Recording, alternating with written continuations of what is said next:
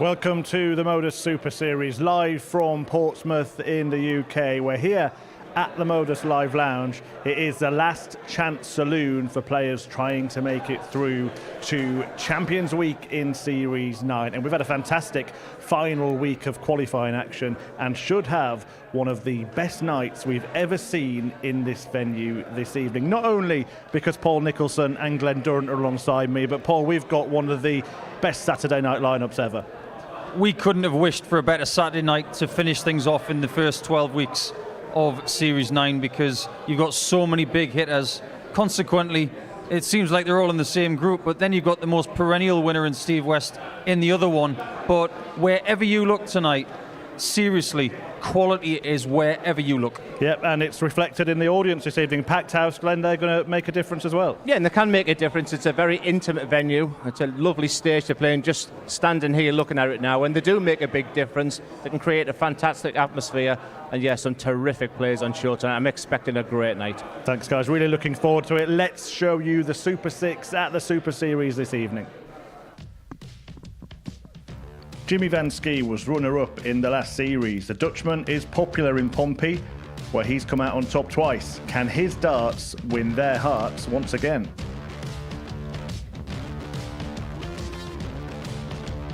Steve West can claim to be simply the best with victory this evening. A sixth Super Series win would see him stand alone with the most weekly titles. Daryl Pilgrim is chasing a return to Champions Week. He's had Saturday success twice before and holds the record for the highest average at the Live Lounge. Ted Evetts is one of only two players in tonight's lineup that hasn't tasted glory here yet. Can the former World Youth Champion change that tonight?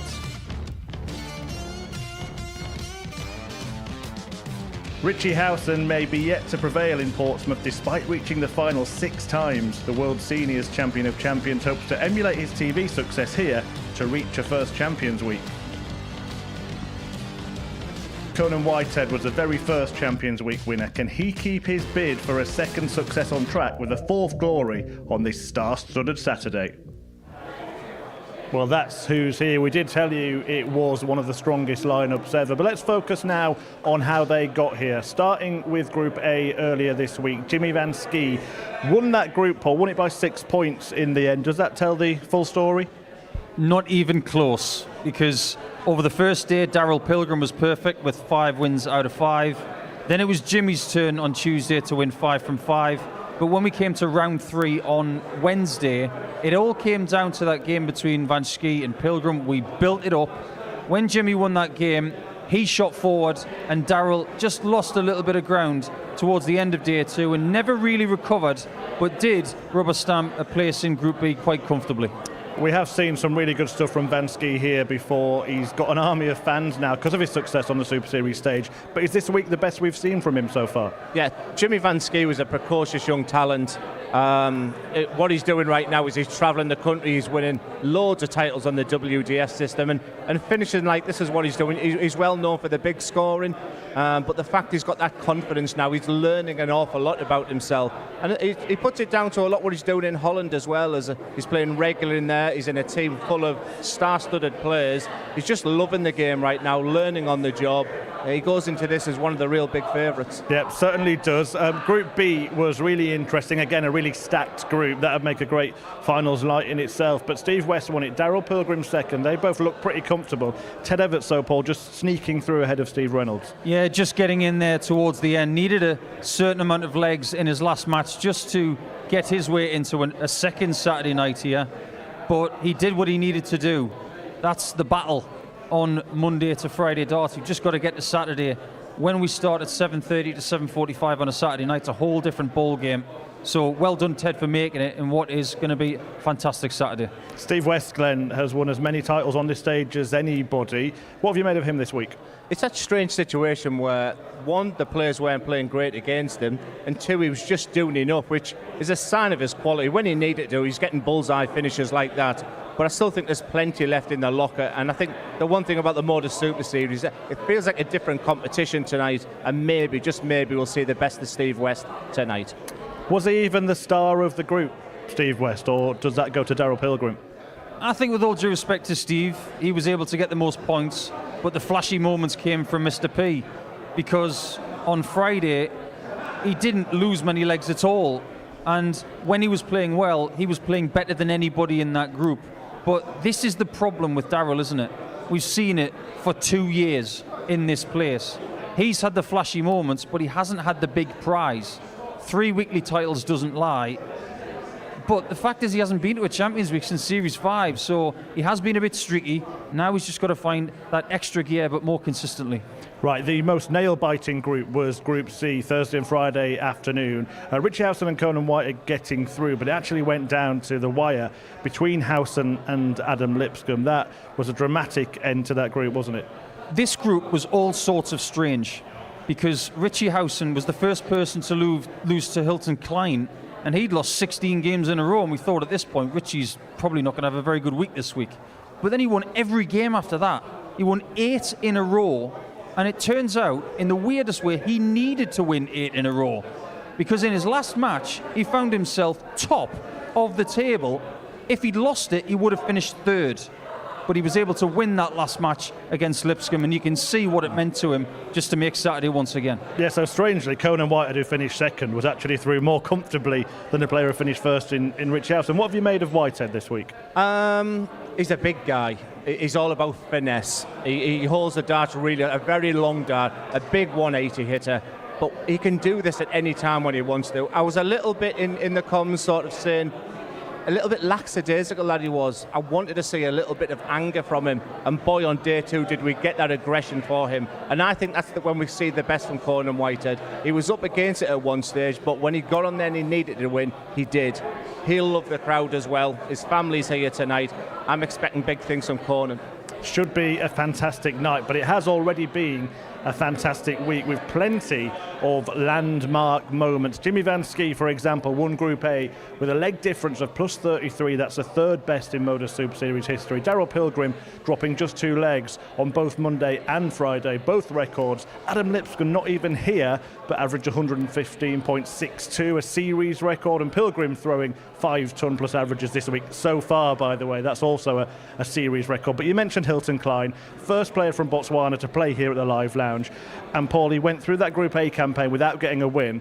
What a moment it was for him when he did get that win and went on to get 2 more. Yeah, he did. I think he did a really good job of getting the double over John McCarthy, who was in the same sort of position as Hilton Klein in Group C.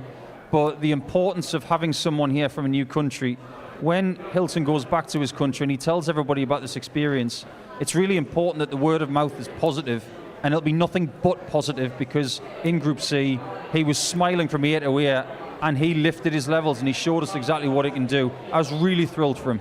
It's a global event, this, isn't it? It's played every week in Portsmouth, UK, but look, the ADC Global Championship coming up, we're getting players from all around the world. Yeah, we've had the success from Europe, from Scandinavia. We had the winner in Raymond Smith from Australia, and I had the luxury of actually speaking with Hilton as well, and he loved it. He loved every moment. He can't wait to get back and tell people about the experience. And a lot of it he puts down to Devon Peterson, who wants to get Africa on the darting map. So he puts a lot of success to chatting with Devon in between games. But you couldn't take the smile off his face. And I think he's here tonight, so he's going to soak everything in. It was a real credit to himself. Right, let's focus on the players that are here and show you what the groups look like for this evening. Paul Nicholson, talk us through that Group 1. Where do you want me to start? Everybody's won here multiple times. Whitehead has won a series. That is, without a shadow of a doubt, the best group we've ever had, including Champions Weeks, because that has got a ridiculous factor attached to it. Who is not going to get through to the semi-finals from those 3? It is the best I've ever seen, and no recency bias either. I've looked through the record books, looked at some great groups. That's the best. Glenn, any other Saturday night we could be saying the same about Group 2, West, Howson, Evetts. Yeah, one visual thing to look for is that Richie Howson has really struggled with a bit of an injury on day 1. He was literally hobbling on this stage. He looked a lot better yesterday. he said on social media this morning he was feeling it again, but the adrenaline of coming in tonight with a crowd, no such issues. Steve West has had a major operation on his hip this year. He was just sort of feeling that. So a couple of things to look out for there physically, but the talent's there in Group 2. And Ted Evetts, last time he was here, only just to say qualified to get through to Saturday night, and then he played his best darts. 6 terrific players, so many permutations, but full of quality. And so many titles between them, Paul, as well. How much does that experience count? Yeah, there's 12 coming into tonight. I've never seen that before. Experience will tell. You've got to have, in my opinion, Howson and Evetts as the chasers tonight. They're going to have to do something they've never done before, but it shows the hunger of the likes of Van Schie, West, Whitehead, and other players who have been in this series, because it started with Darius Labanauskas, the fact that he was the first winner in this series and getting a second title, and that has continued through the 11 weeks we've seen so far. So experience will have its mark tonight. I'm going to ask you guys in a moment, but first let's see how the bookies have separated the players this evening.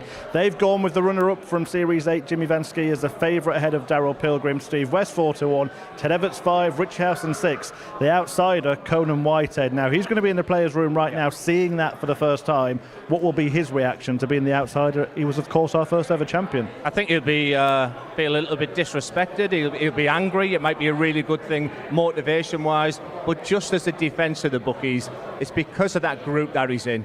I mean, it's a staggering, full of quality there, but it could be just the thing that he needed right now, because a best Conan Whitehead, for me, is a controlled aggression on this hockey. That might be a good thing that he's seen that. Hardest question that I'm going to ask you both tonight. Give us a name. Who's going to win? My heart says West, my head says Jimmy Van Schie. And for you, Glenn? My heart says Jimmy, but looking at that screen there, I'm going to go with Conan Whitehead. It's almost like this was rehearsed, but that is their actual opinion. Those two, coincidentally, play in the opening match of the evening. What a start we're going to have here. Van Schie against Whitehead. And I spoke to both players a little earlier tonight. Conan, back here on a Saturday night. First of all, how would you sum up your week? I'd say lucky and inconsistent. But when I've needed to play, I've played. You enjoy it, obviously, here at the Super Series, being the first champion ever. How important is it, and how much do you kind of have the desire to get through to these Saturday nights and win more titles here? I do. I mean, like I said, I've said it so many times before, I want to win it again. So the fact that it's week 12 this week and it's straight on to next week, I think will do me favours if I do get through. But we'll see what happens tonight. Do you feel that you are kind of starting to play yourself into a bit of form? I have done this week. I started off pretty poor, like inconsistent-wise, and I've got a bit better as the week went. I got a bit nervy yesterday because I could see the horizon, and then finally got over it, but thank God for that. Jimmy, back at finals night here at the Super Series, just sum up how you're feeling going into it tonight.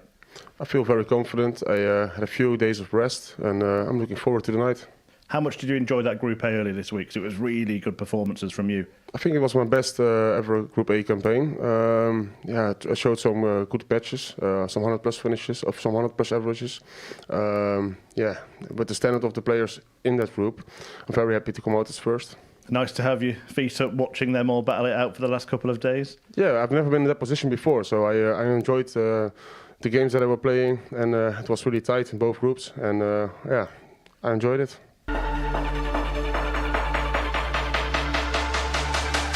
This is madness. Oh, this is exceptional. Absolutely outstanding. The double seven is found by Jimmy, who is now top of the table on his own on points. It's Jimmy Van Schie!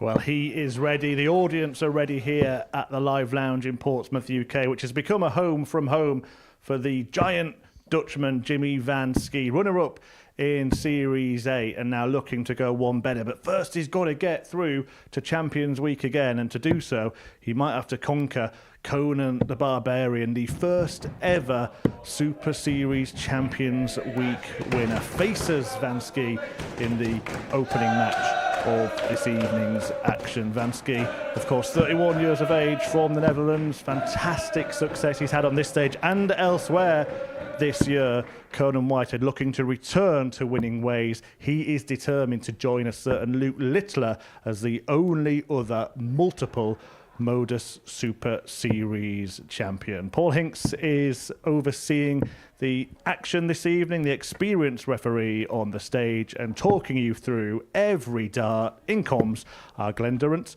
and Paul Nicholson. Thank you, ladies and gentlemen. First leg, Jimmy to through first. Game on. Here we go then. What more could you possibly ask for on a Saturday night in Portsmouth? This group, this night, could provide us with anything that is possible on a dartboard. 16. You've got talent, you've got form, you've got experience, you've got a little bit of everything. But what we don't have is a Dutch player in Champions Week. Champions Week is something that Conan Whitehead knows a thing or two about. He's the original champion. And Glenn Durrant, I don't think he's going to like that he's 13-2 as the outsider.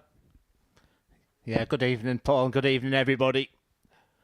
I think it was a real motivational success for Conan Whitehead because it took my breath away a little bit. But I guess when you've got 6 quality players there, I think it would have been a surprise whoever was the least favourite. One thing I'd like to add with the Jimmy Van Schie, number 1, he's the most informed player out the 6. Won 8 WDF titles 41. this week. A big success on there. He's got a large proportion of that crowd on his side. But he always was the underdog. Now it's the word expectation. He goes into 64. this as the favourite. And I'm just wondering what that weight will have on him. But he's a great character as well, Paul. Like you mentioned in his interview as well, it's the first time 40. he's had 2 days off before a Saturday. And coming into this, he boasts a perfect weekly title winning record when 55. he's made a Saturday. The only time he hasn't won on a Saturday was in the Series 8 Champions Night final to Marvin and Van Velsen. So if you put those two things together, when he's here on Saturdays, 78. he makes the final. Corner the car, 121. Well, Jimmy Van Schie, let me tell you, is still in the practice room right now. This has been a horror show of a first leg. 38. It hasn't been particularly great for Conan Whitehead, but he is first down to a 2-dart finish, and Jimmy needs to start finding that treble quickly.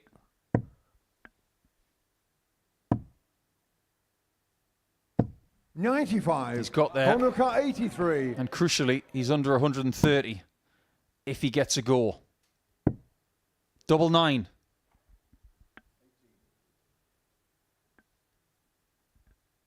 That'll do. He's on the first leg. So much for Corner being the Whitehead. outsider. He's already broken Jimmy Van Schie. Second leg, Corner to through first. Game on. Yeah, just a couple of things visually. First of all, when you're 166 after that 83, when you hit the big 17, a dart player's brain will say 16 bolt. 100. So when he hit the treble 16, it wasn't anything about, he's not a great counter or anything.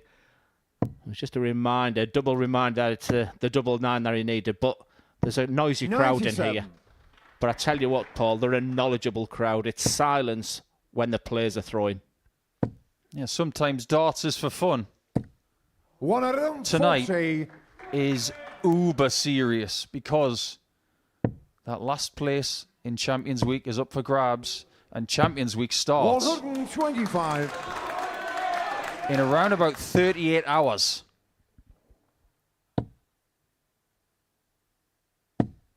$55. The first real positive moment for Jimmy Van Schie. So with that massive crowd there, it's great to have a full house in this great venue. 59. Just being on that stage there, Paul, it's made for something really, really special. These early round robin games in this real group of death, there's a lot of 100. nerves up there right now. Every treble will feel just a little bit more.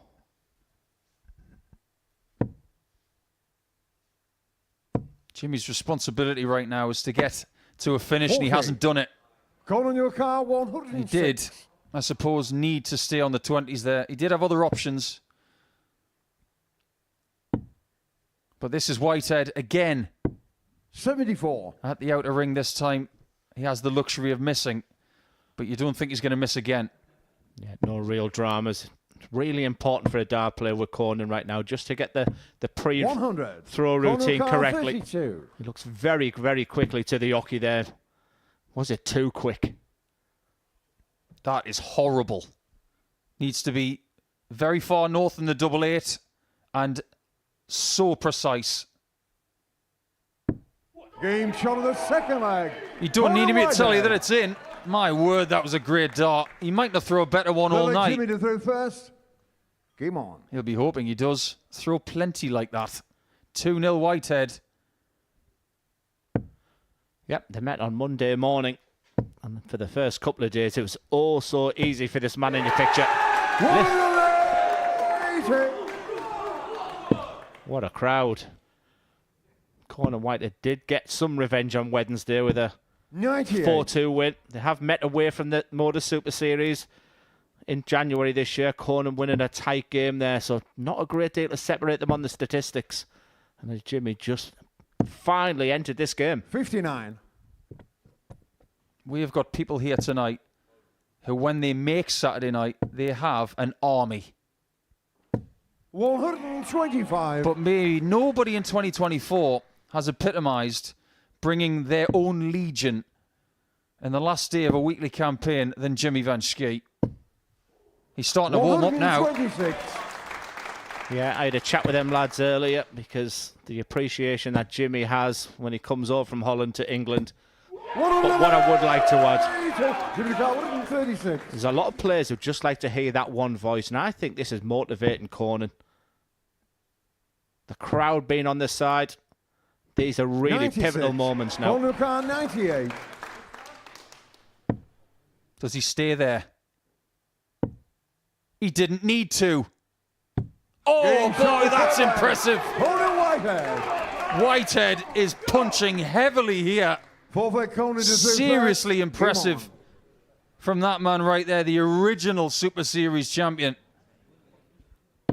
What a classy touch ball. I don't know if you saw that from Jimmy. A little fist pump there for Conan. 13-2 outsider of 6. Take that.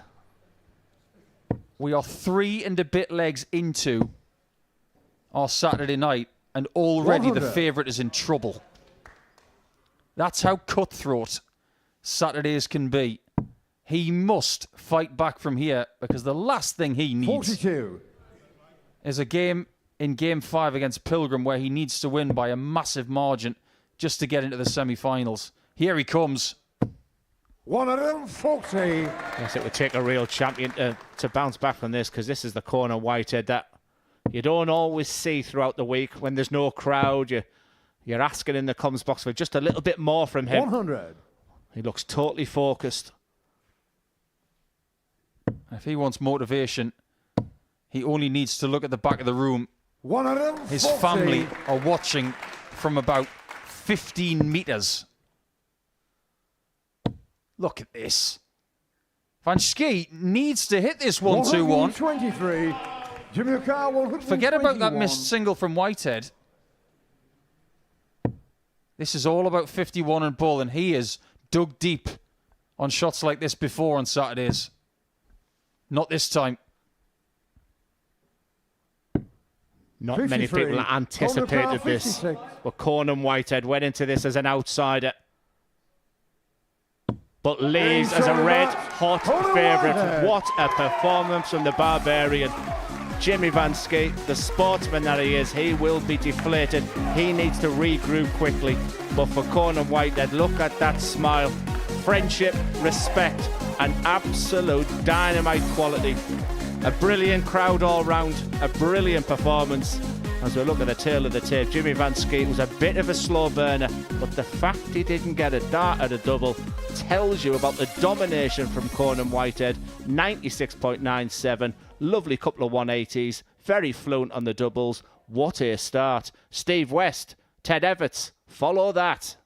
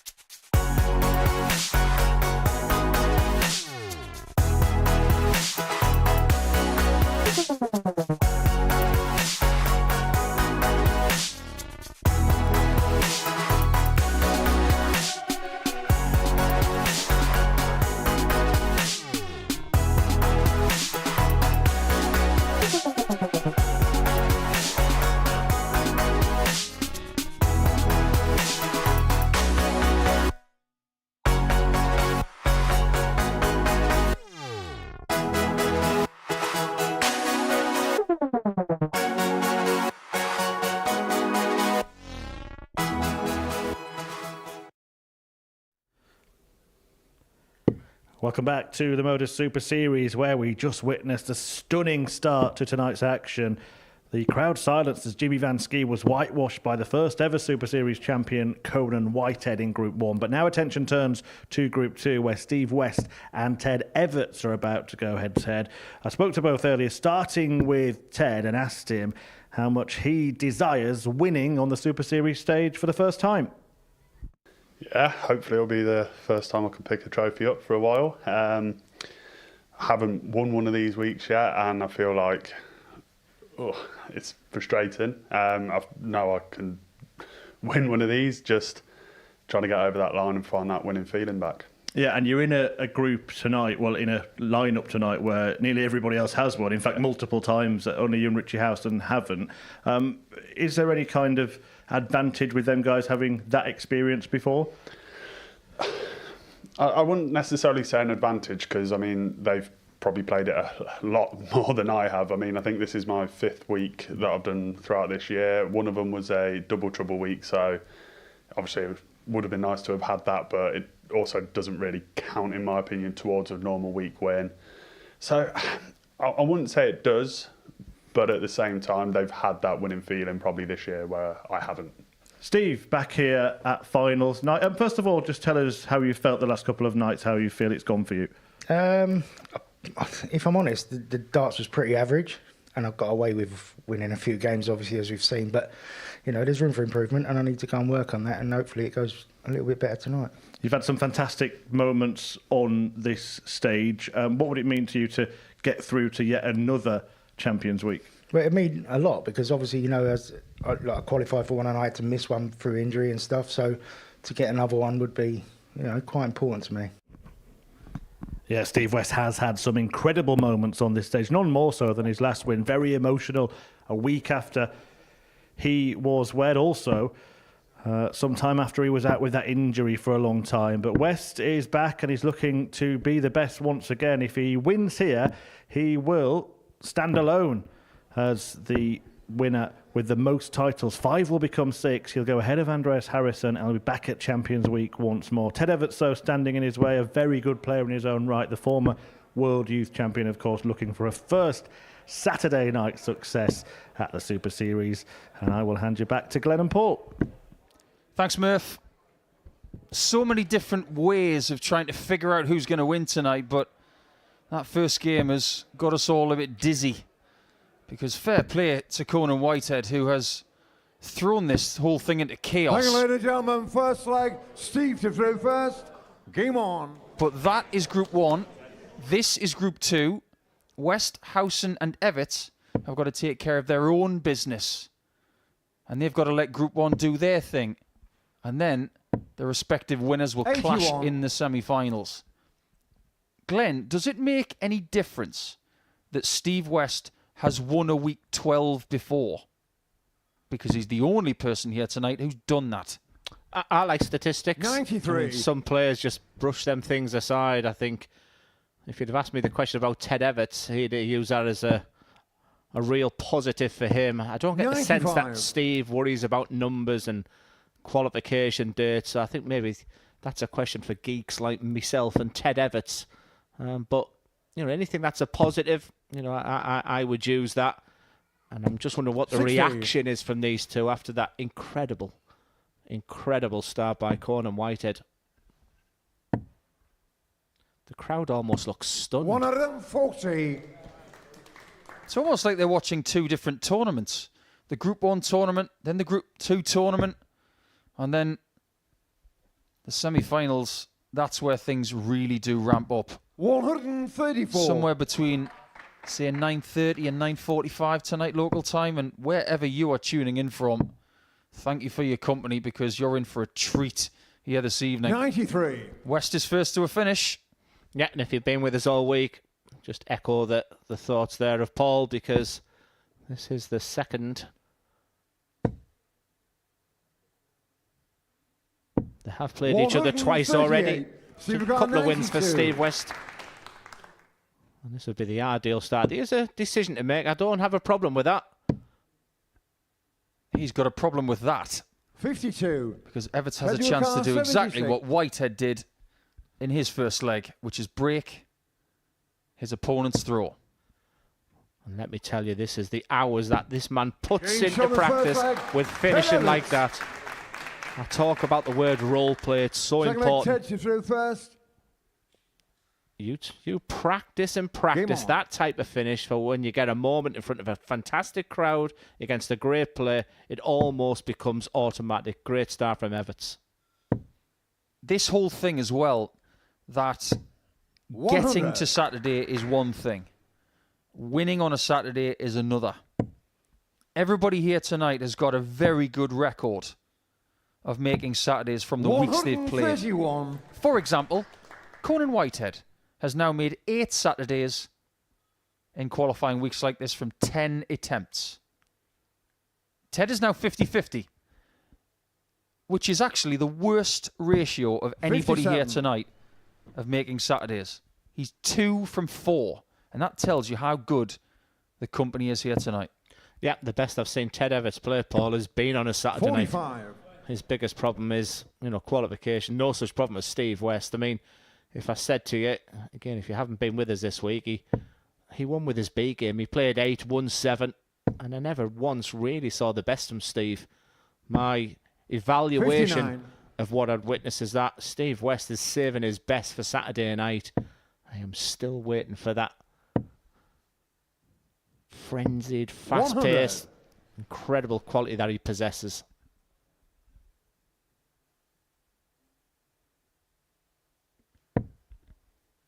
I don't think we've seen the kind of 180 ratio that Steve would attribute to himself this week. 137. The best ratio per leg this week, that belongs to Pilgrim.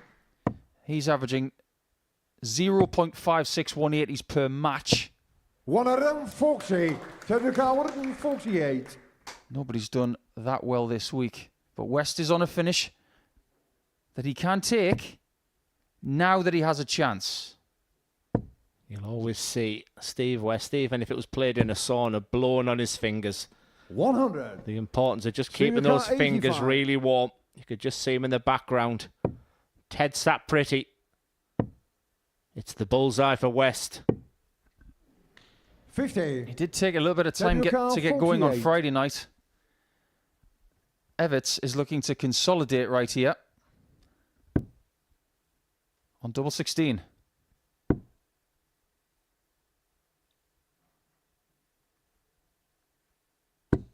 16. He finds the gap. Senior car 35. What does West do on 35?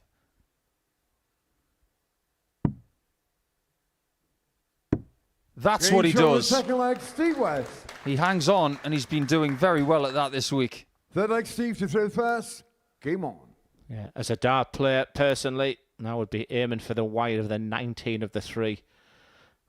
Hashtag let fate decide. So when that 19 went in, straight for double 8.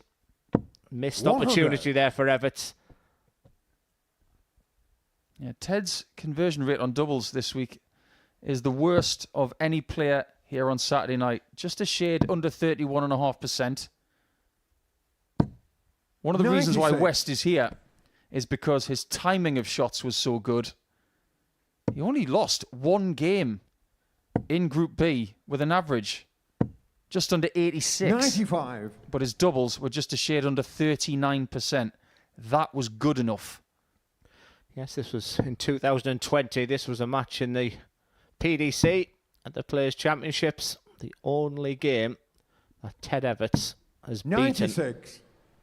Steve West. Steve West won a couple of European qualifiers, won the 2 games this week. And if Ted is going to beat Steve, those types of finishes there, the 76, no 92. problem whatsoever. But then that chance on the 48, and maybe that's just the missing piece of the jigsaw for Ted.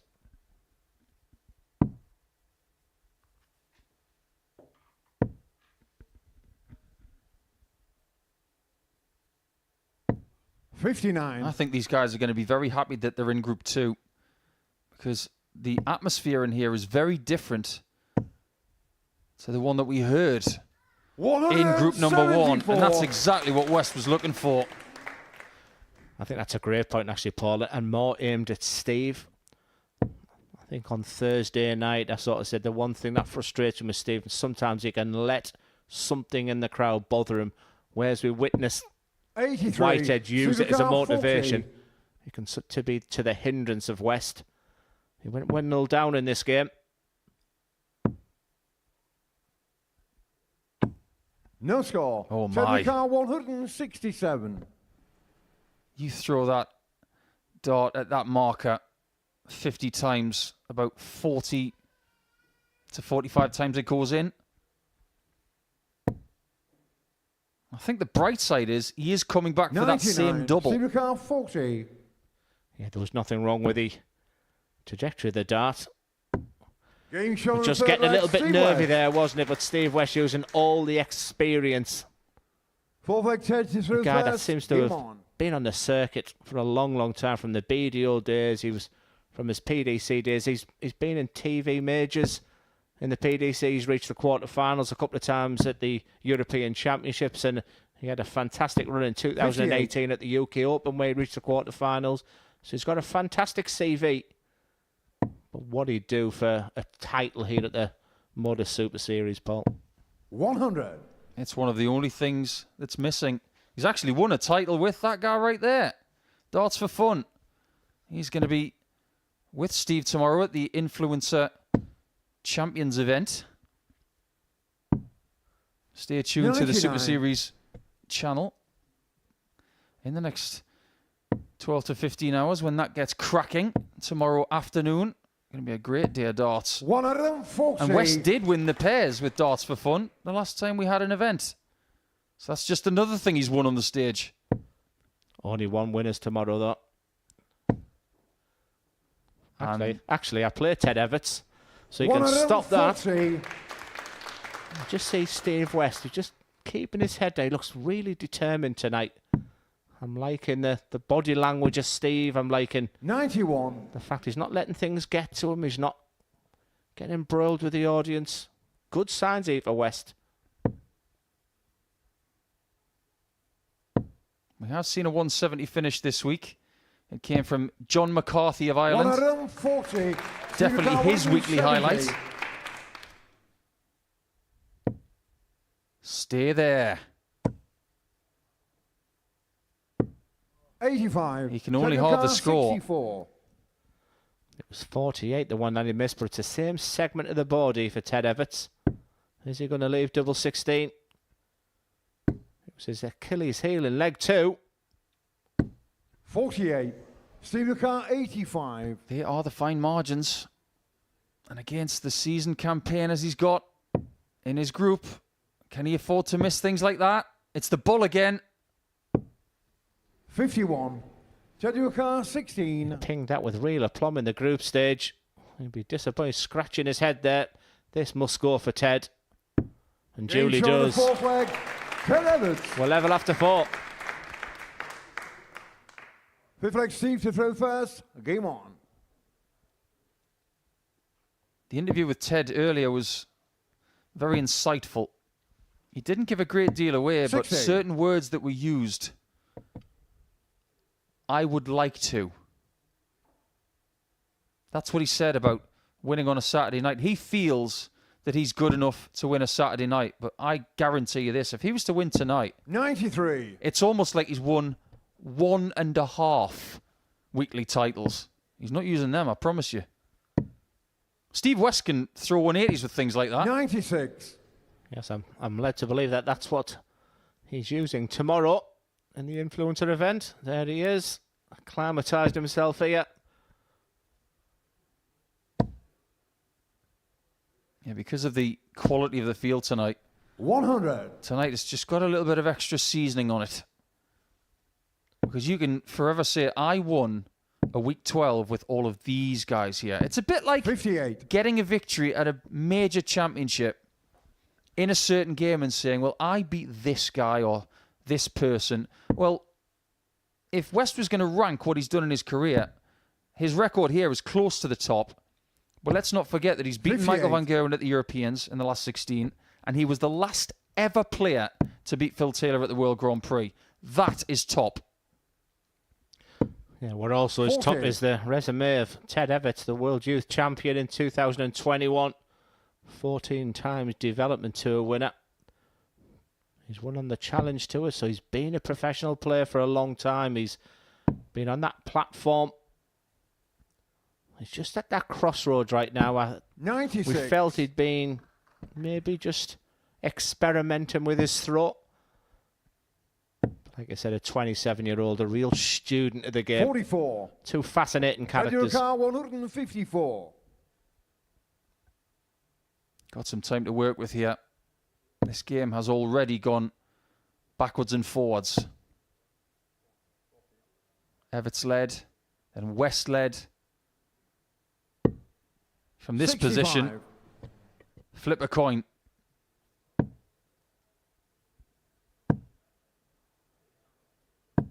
Great last start. Car 89. Just keeps him involved, doesn't it, Nico? But it's Evetts with these types of finishes. 76 in the first leg.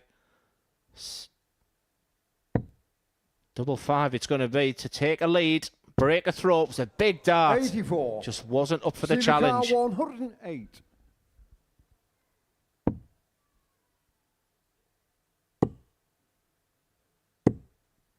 Make of that what you will. 57. He was trying to leave tops. Car 5.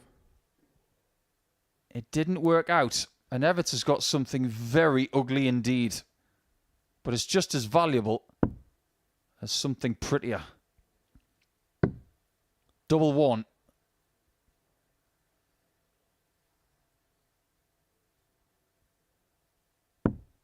Three. West gets a chance. It will be 11 and tops every day. You could even do it twice on Sundays.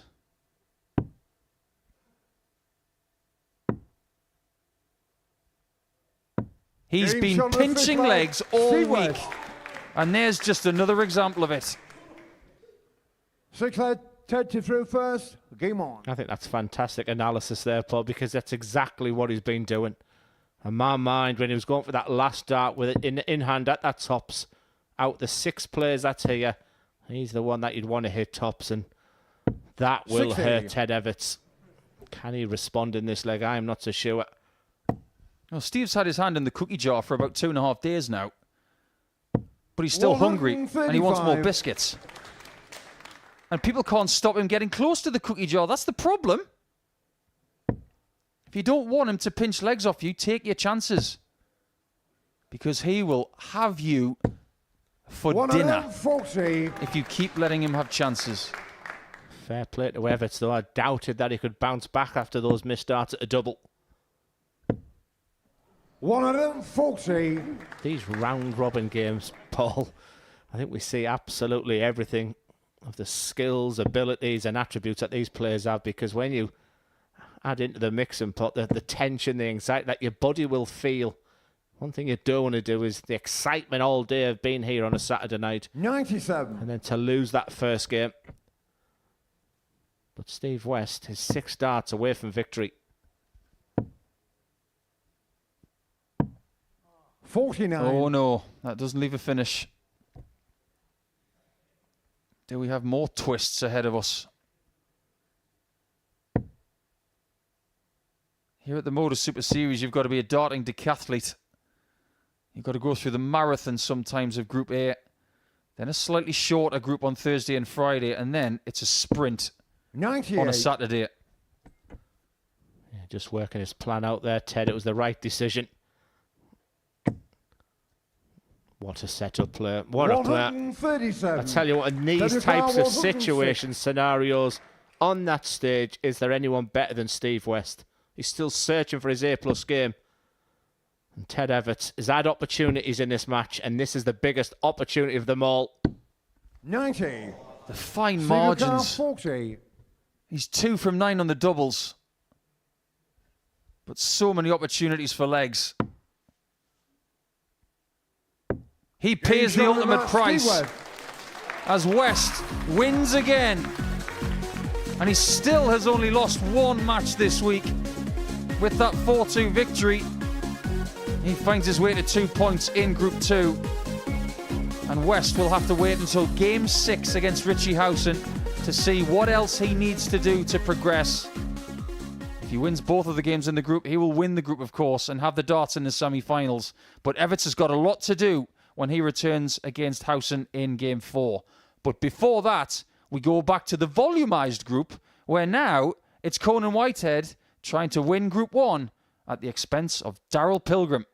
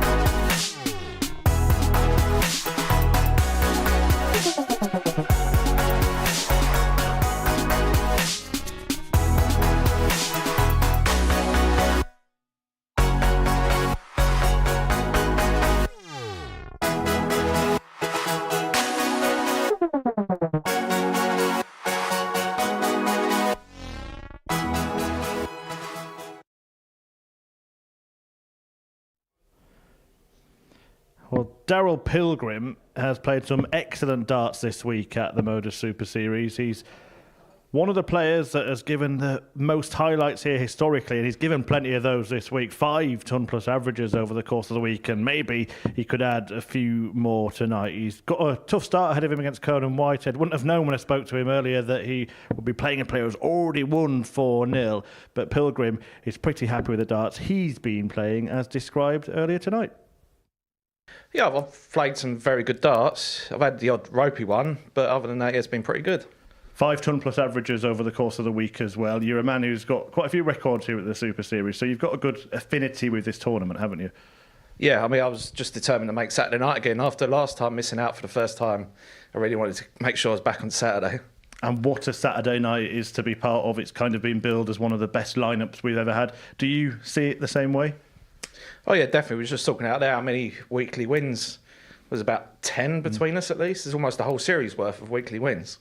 a couple for yourself before as well. But what would it mean to you to sort of force your way through to Champions Week, which is, of course, next week at this time of year, and being that big one, the last one, of course, in 2024? Oh yeah, set up right for the start of next year as well to be in Champions Week. And I'm here for the Global Championship as well. So. Yeah, he has played some fantastic stuff this week and many times on the Super Series stage. But Conan Whitehead really sent shockwaves through the live lounge with that fantastic victory in the first match of the night when he beat the Series 8 runner-up Jimmy Van Schie 4-0. The first ever Modus Super Series champion, Conan Whitehead, now needs just one leg against Daryl Pilgrim to book his place in the semi-finals. What a position to be in. But of course, we know that Daryl Pilgrim has got the levels required to win this game 4-0. Twice a weekly winner on that stage, looking for a hat-trick of wins at the Super Series. This could be a very, very interesting match, and Paul Nicholson and Glenn Durrant will guide you through it. Yeah, absolutely, Chris. Very interesting. And I think the one thing for Conan Whitehead is he'll have used up an incredible amount of adrenaline in that game against Jimmy Van Schie. Thank you, ladies and gentlemen. First leg, Conan to through first. Sensational start. Again, a big crowd for Daryl Pilgrim this time, so Conan certainly got the crowd against him tonight, but if he can use that like he did in that opening game, then we could have a real belter. And 81. He's experienced enough to know that he'll only need the one leg. Sometimes that can be to your detriment as well. As a dart player, you just want to get up there and go and win the game. But when I think of Modus Super Series, 140. I do think of Daryl Pilgrim. He's one of those players where I'm expecting big things from him. He's got absolutely everything in the locker. He just has 58. to now find that 5 or 10%. And Paul Nicholson winning a Champions Week at Daryl Pilgrim could be that thing to take him to the next level. Yes, it could be, because he's been tested constantly for the last 3 years. 96. First in our Southampton studio, coming here over the next couple of years. He's won 3 weekly titles.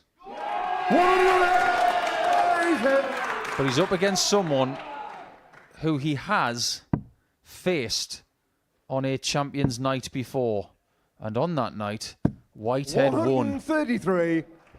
So this will have a very familiar feel to it. That was over 2 years ago, and they're back butting heads again. 56. Daryl Car 132. The Champagne 132. He'll start on the bullseye. No reaction whatsoever there. That's good early signs. Body language once again is great there from Daryl Pilgrim. But treble 19 needed here for Whitehead. 98. Daryl Car 16. Has had a few frailties on the doubles this week. He's had more darts at double than anybody this week. Game shown the first leg. But Daryl Saturday Pilgrim. nights are for flighting. And that was Second leg, perfectly Daryl flighted to first. take that opening Game leg on. against the darts in 13. If he brings his A game, the statistics and the records tell us he wins. But he's a bit like someone who is in their vocation in athletics or track. He's got all the records, but he's not champion. 81. And I mean that in the nicest sense. All the ingredients are there. But what he would give to have the word champion next to him again tonight. The records that he set this 42. week. 2 perfect days. 2 days where he's only lost 2 legs. He would gladly hand that back and say, give me the weekly 41. title instead. Yeah, success comes at different times for different people. And the worst thing that Daryl could do is chase that success. It will happen because he can throw a dart like this. But you've just got to keep 99. believing in the process. Keep practicing smart. And just say work on that psychological part of the game, because technically he looks immense. 180. Did I say the crowd was against him in this match? I think this crowd are just for darts.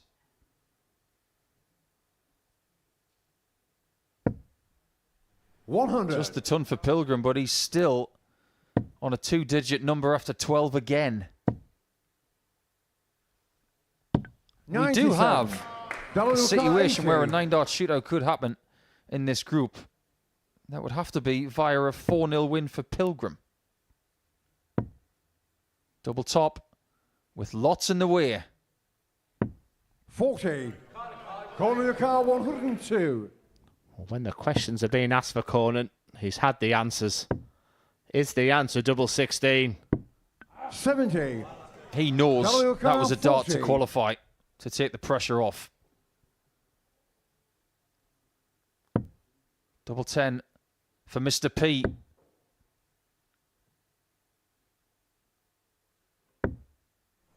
He had it surrounded.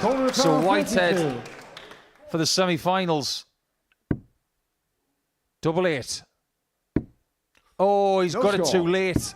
Double your car 10. As you mentioned, the frailties, if there is one, it's the finishing for Daryl Pilgrim. An unexpected second chance here.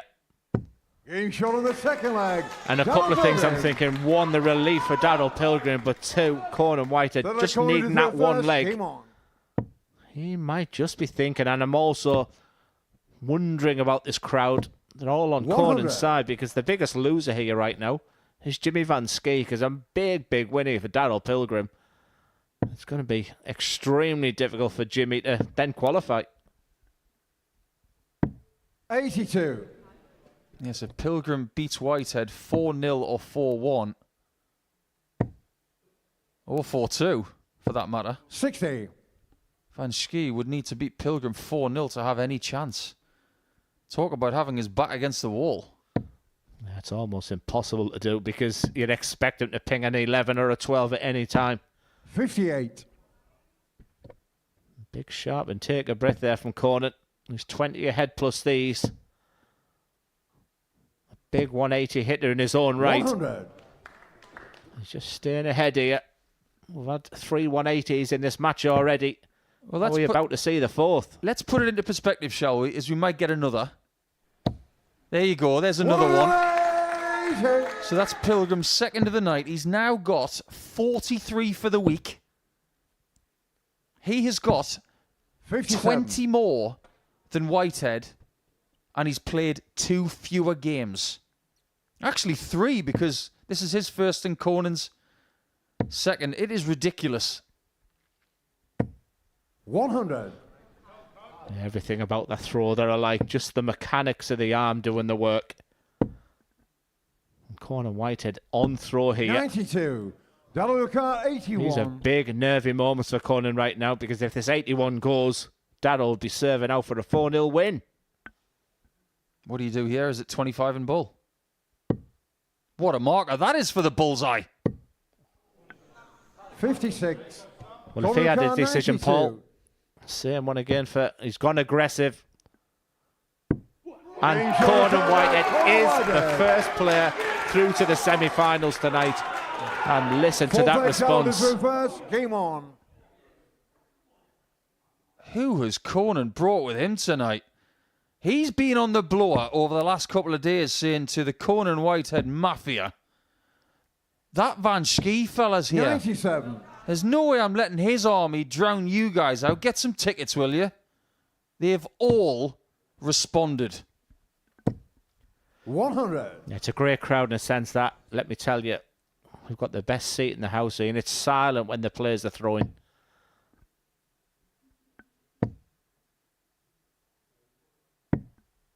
$46. Good moments for Whitehead.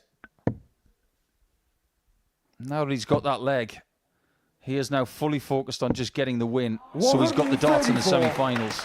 The winner of this group will play in semi-final number 1 against the person who is second in group 2. That's how it works. 94. Smile. If your heart is breaking.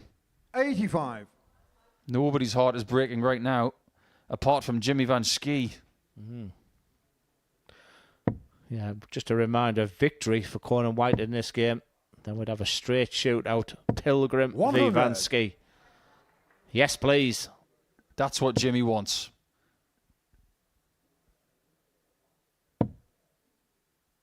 And he's been in that position before, 60. where he's had his back against the wall and he has fought his way 164. through. Yeah, if you have a slight criticism in that situation for Corn, I'd like to see him use the board a little bit more. Such a long dart that he throws when he goes underneath that treble. I think treble 46. 19 could be the shot, Corner but not count, punished. 22.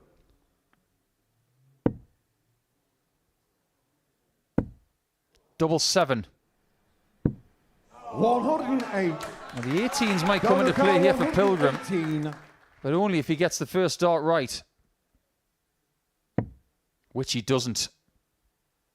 That is an Olympic eye roll from DP.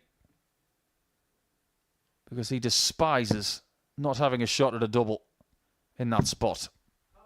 82. Corner count 14. It can be a little bit nasty, double 7.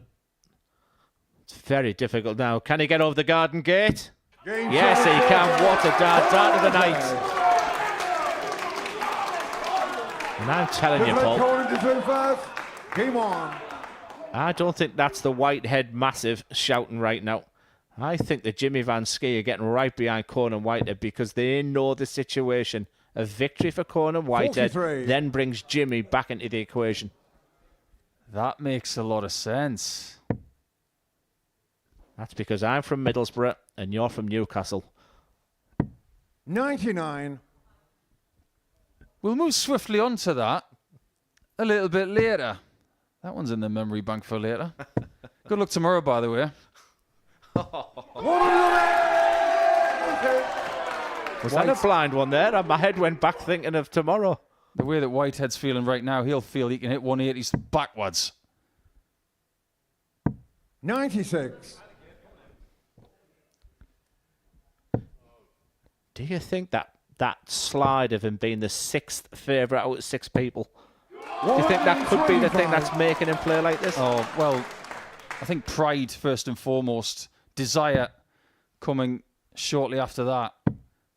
But when you back against Corn, prepare to be seen as a fool. 153. He's got 6 darts from here.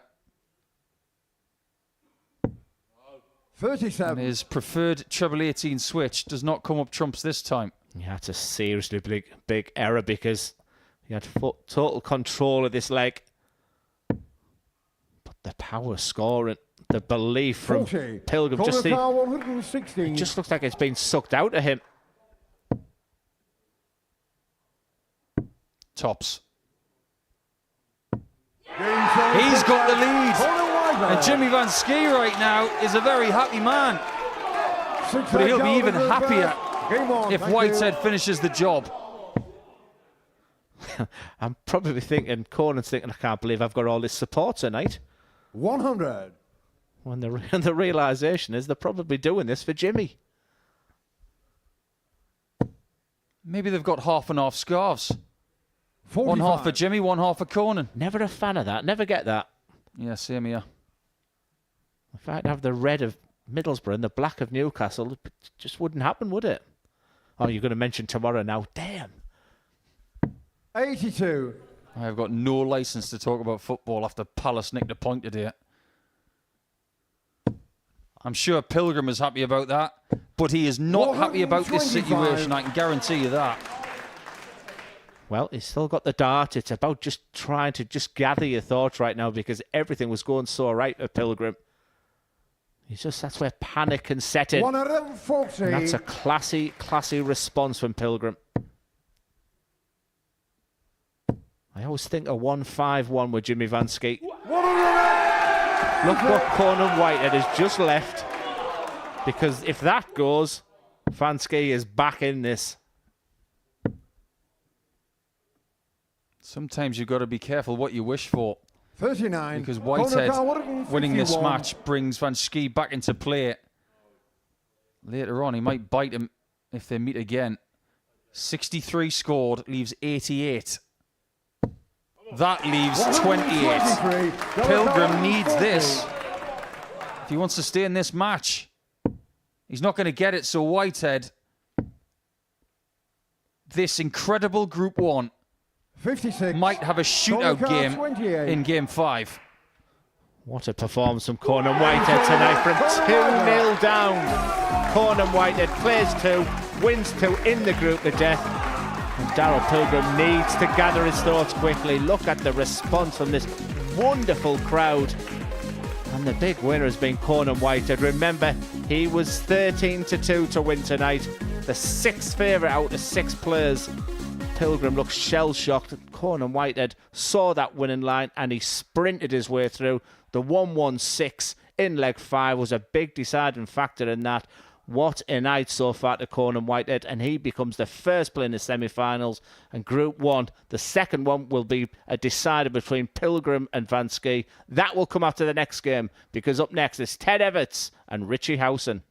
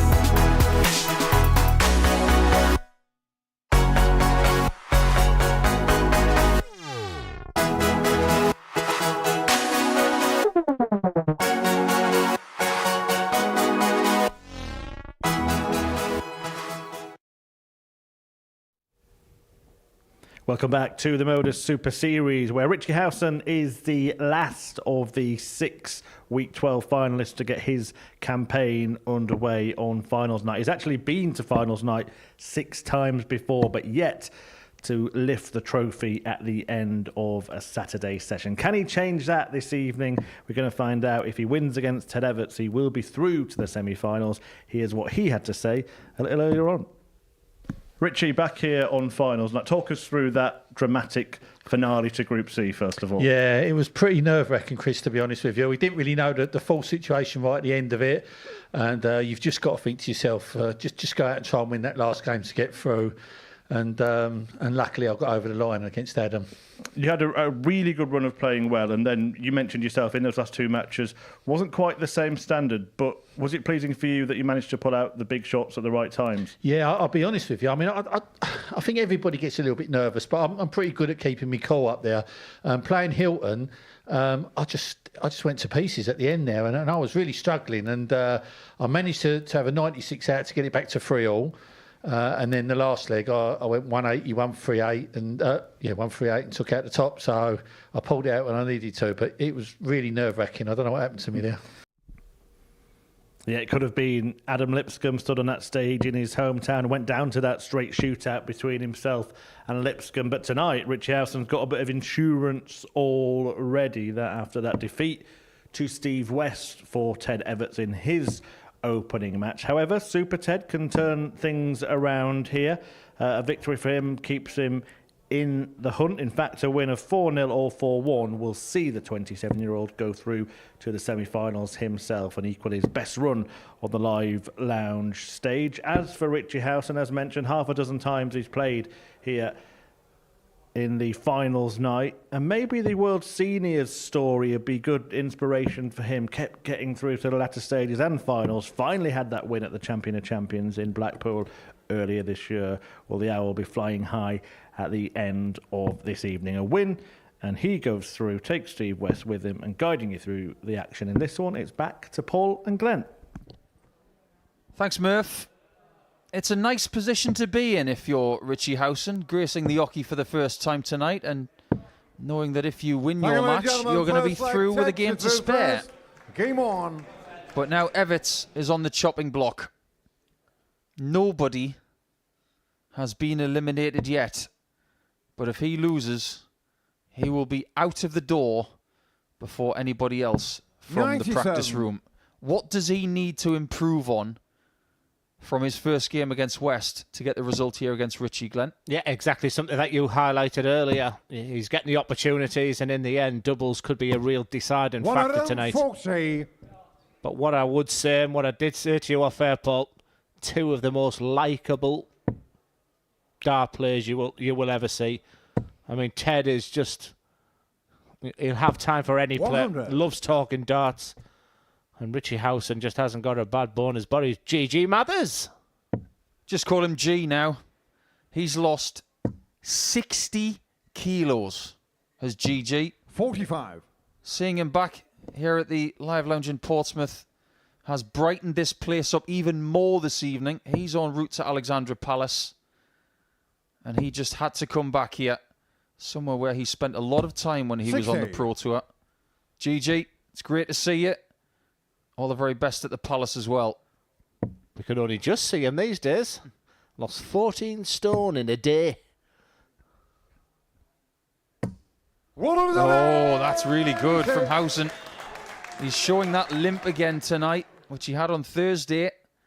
But it didn't deter him. He is now on a winning streak of 8. He has not lost since Thursday afternoon. He's got 136.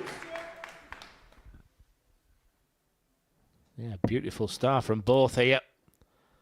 Ted Evetts will need to find all the toughness. 96. Ted Ricard, 64. Because one thing about Richie Howson, he really does enjoy a scrap, but you can see he's physically struggling there. These are the chances you need to take. He does take this one. The immediate hit of a double is exactly what he needed to do. Second leg reaching it through first. Game on. He needs a little bit more of that if he is going to get his way through to the final four. And there is a scenario, like Murph mentioned, where he can automatically qualify. 100. He'd have to win this match, but he'd have to do so by 3 legs or 4. If he was to win by 4 legs to 2, then all of a sudden that dreaded 9-dart shootout comes into play, and that is something Richie Howson doesn't want to go through again, because he did play in the second ever 9-dart shootout here on a Saturday night with Chris Mason and Tony O'Shea. I bet he'd go for the 25 this time, Paul, if he needed it. But a really nice start here from Ted. 100 behind, though. 93. Well, Richie Howson, as Chris alluded to, as we introduced him, the stories. It's a great story. A guy who dabbled with professional darts around about 2011 and 12. 131. Played a little bit on the BDO tour, very, very tough. And then he probably thought his best days of his darts were behind him. And then the introduction of World Seniors darts, he went through the qualifying process to be the real success of the seniors. #1 seed, champions winner, final of the Masters and World Championships, and an all-round good guy. Stay on that line. He's not going to lay up.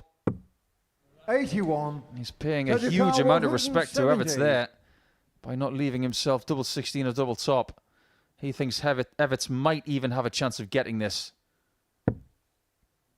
Turns out that Howson will now get 2 darts at the outer ring to equalise. 98. Richie Carr, 49. Well, it's been a beautiful start from both. Will that trend continue? Because Howson needs double 16.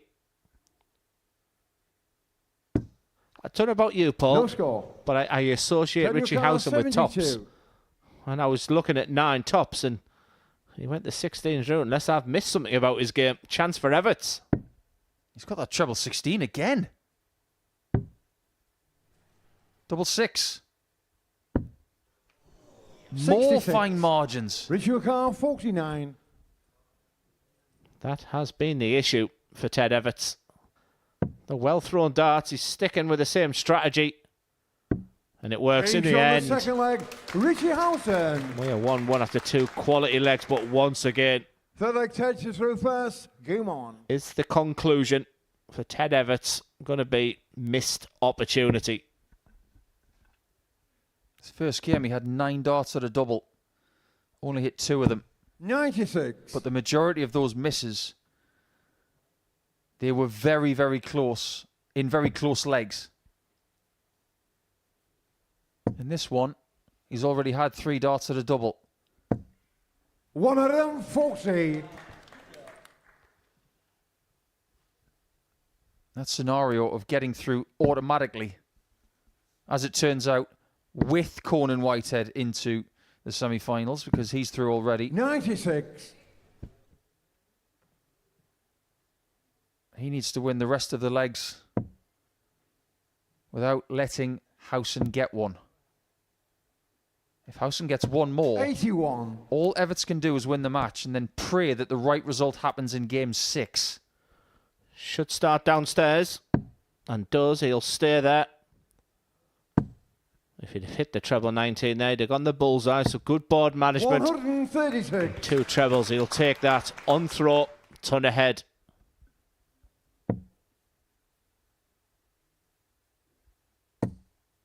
Richie this week in his 10 games, averaging exactly 87.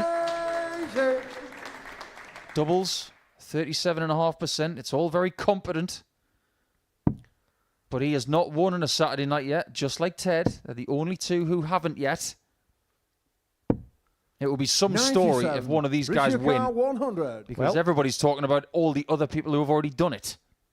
With all the big hitters we've mentioned today, this has been the game of the night so far.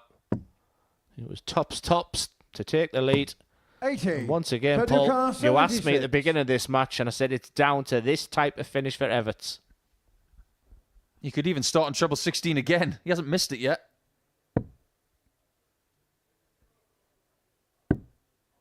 Double top. 56. Another chance slips by. 20. Them chances are surely going to run out at some point because Howson's playing delicious at the moment. Will it continue? Because that's a good marker. Big dart. Game shot on the third there you have an leg, example Richie of Howson. what happens if you hit the wrong side of the flight.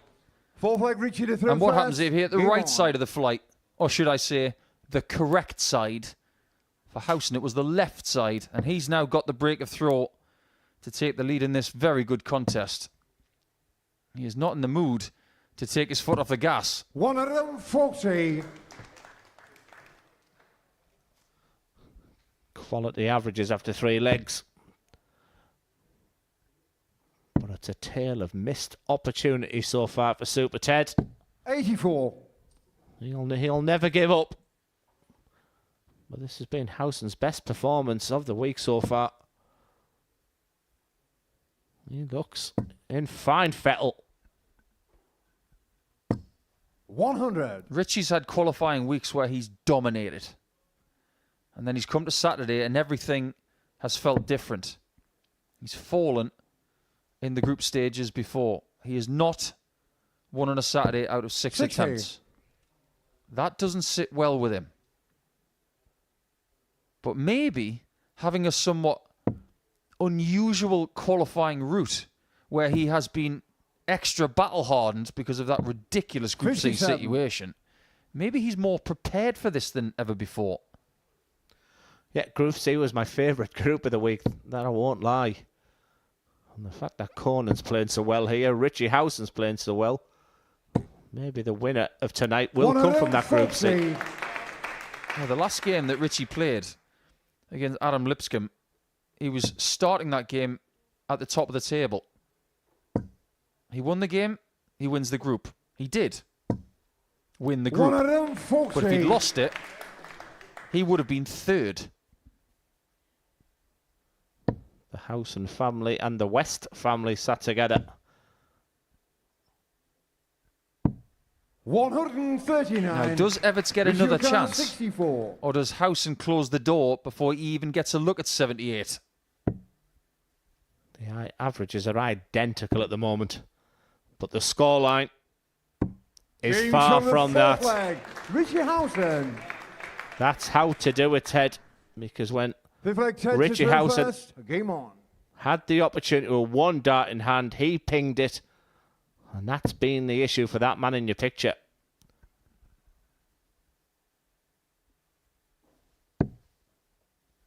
Yeah, this is a really good performance from Howson 96. to date in this game.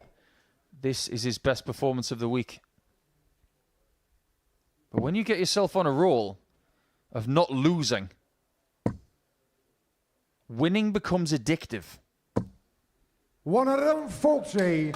He could even have a scenario where he lost his second and first games in Group C and then doesn't lose again the entire week. Because at one point on Thursday afternoon, when he lost to Hilton Klein of Botswana, we thought, oh no, maybe Richie's not going to have a very good week. Fast forward about 50 hours. 100. And the next thing you know, he's 3-1 up in his first game and he's 1 leg away from the semi-finals.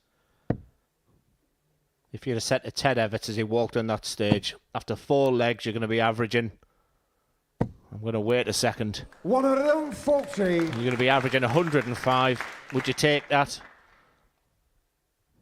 You'd have said absolutely. Yeah, he's 3-1 down, and despite everything he's thrown at Howson, he's getting it right smack bang in his face. Tell your car 130. What he's got to do from here is win a perfect set. That's 3 legs in a row. And for the first time in this match, 94. He faces the possibility of elimination. He hasn't done an awful lot wrong, and just a couple of doubles here and there for Ted. It's another opportunity, however, it's not the combination 36. finish. Single double and a favourable double would have been double 18 to get back in this match. Game shot on the fifth Much better. A quality game from 2 fantastic players. But Richie Howson now has the darts. Game on. That could be decisive.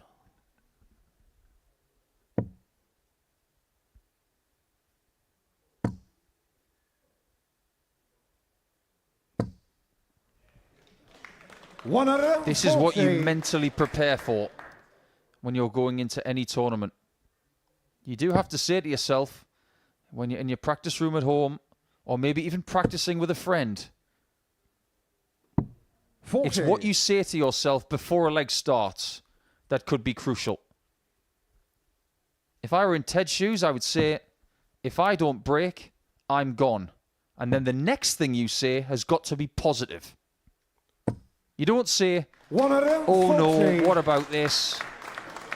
I wish I was in the other group. No, you say to yourself, I can do this. But from this position, it looks very unlikely. Yeah, exactly, Paul. Ted doesn't often give too much away, but when he heard the score of 140 there, it was a resigned 58. look. And quite simply now, it's Richie Howson's to lose from here. And the way he's playing, he's looked absolute dynamite so far. What we haven't mentioned as well is that if Howson 41 does win this match, Steve West is also in the semi-finals once again via only one game played.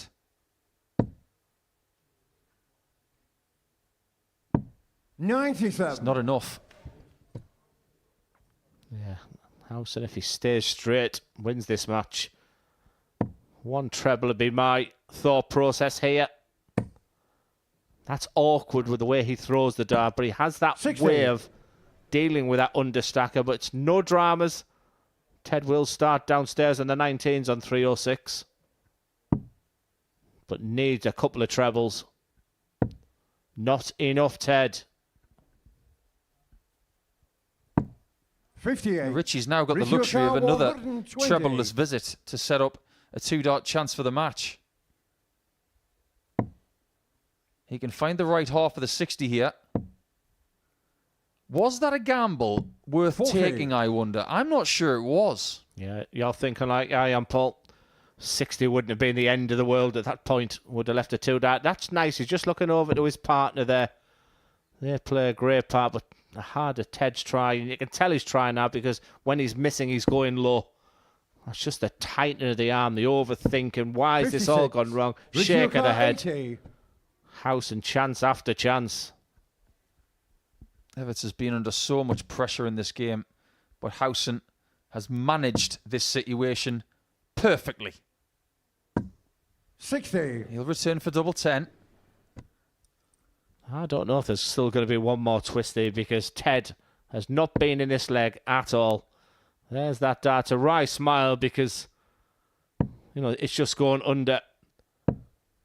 Prove me wrong, Richie. 88. I'm saying there's Richie one last O'Connor, twist. 20. Double 10 for qualification to send him through the semis with Steve West. Richie doesn't want to twist.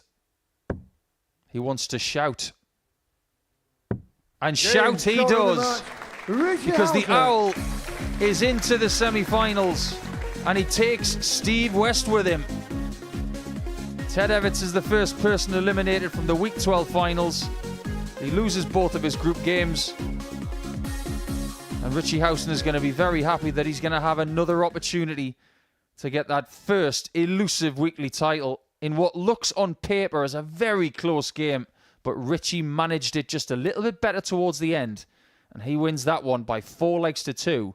Before we go back to Group 1, and you do not want to miss this game because the Van Schie Brigade are now going to be in full voice to see who wins between Pilgrim and Jimmy.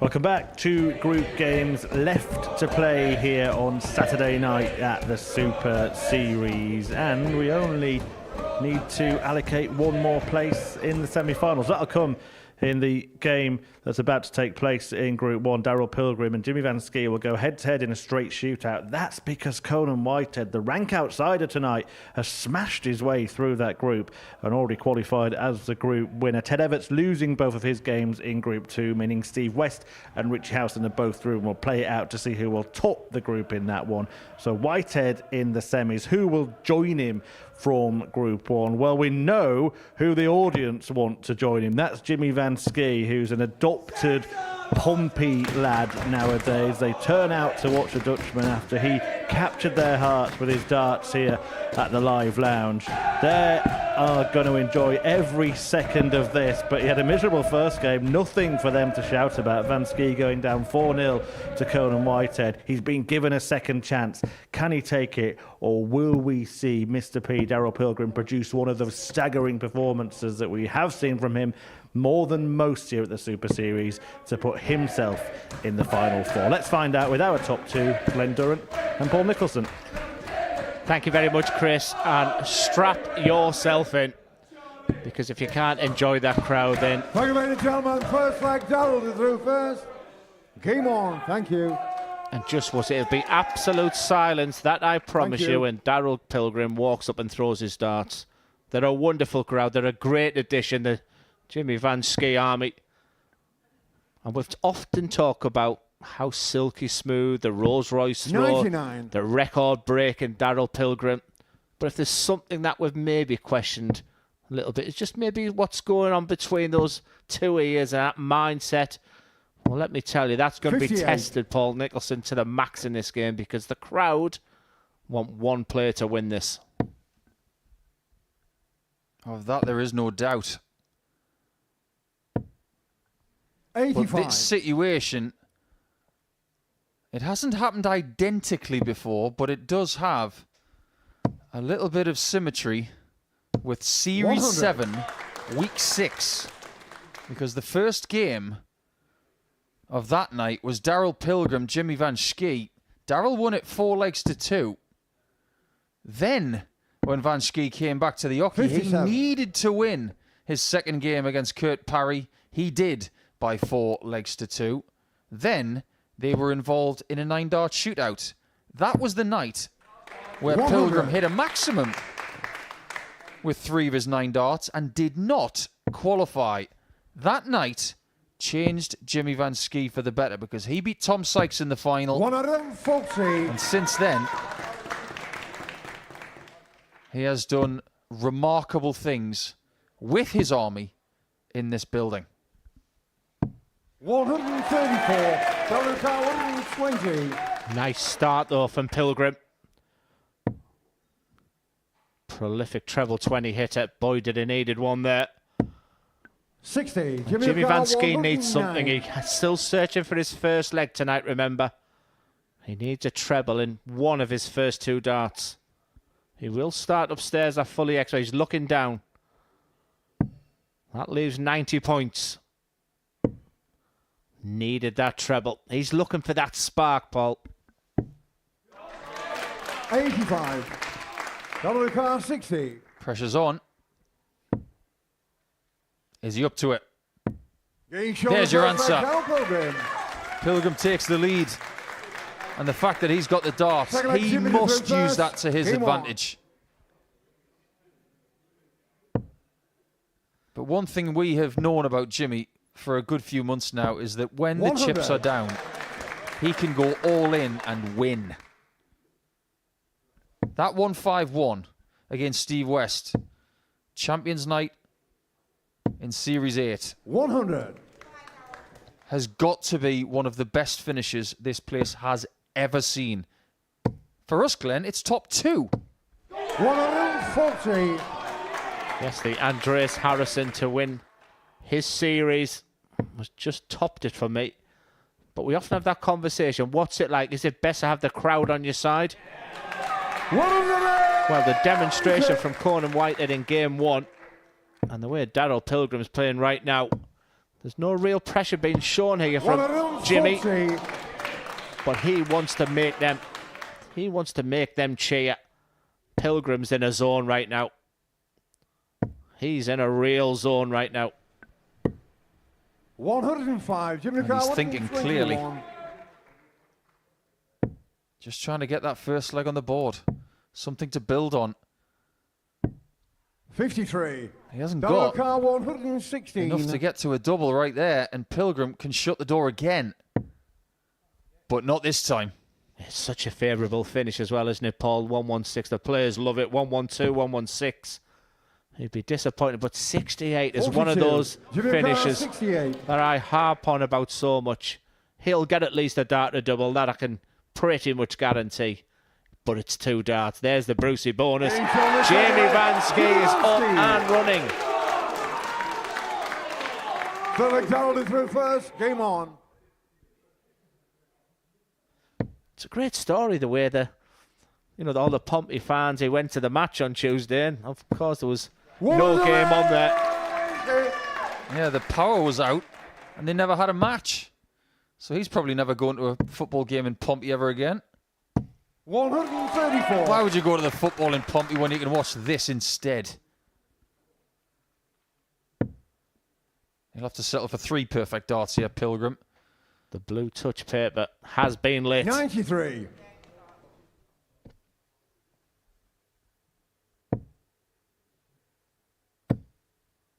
Such a shame games like this are only best of 7. 140. I tell you what, Nico, you are reading my mind this week. That's about the 6th time. That was exactly my line there. 80. That is what you call a brilliant 80. Because you got the trouble with the last star, but here comes Jimmy. Monstrous maximum from a monstrous 2 metre and 7 centimetre giant. Oh, I like that. That's not the first time tonight. He's dragged a dart left. I make that the 3rd time he's missed the straight shot. 94. Jimmy Carr 47. It can be a motivational boost.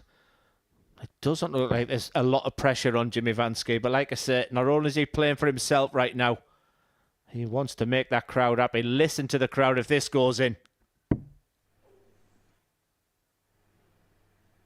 Under pressure, this man is quite outstanding. You might think that over the last 6 months, he's succeeded in every pressure situation he's been in.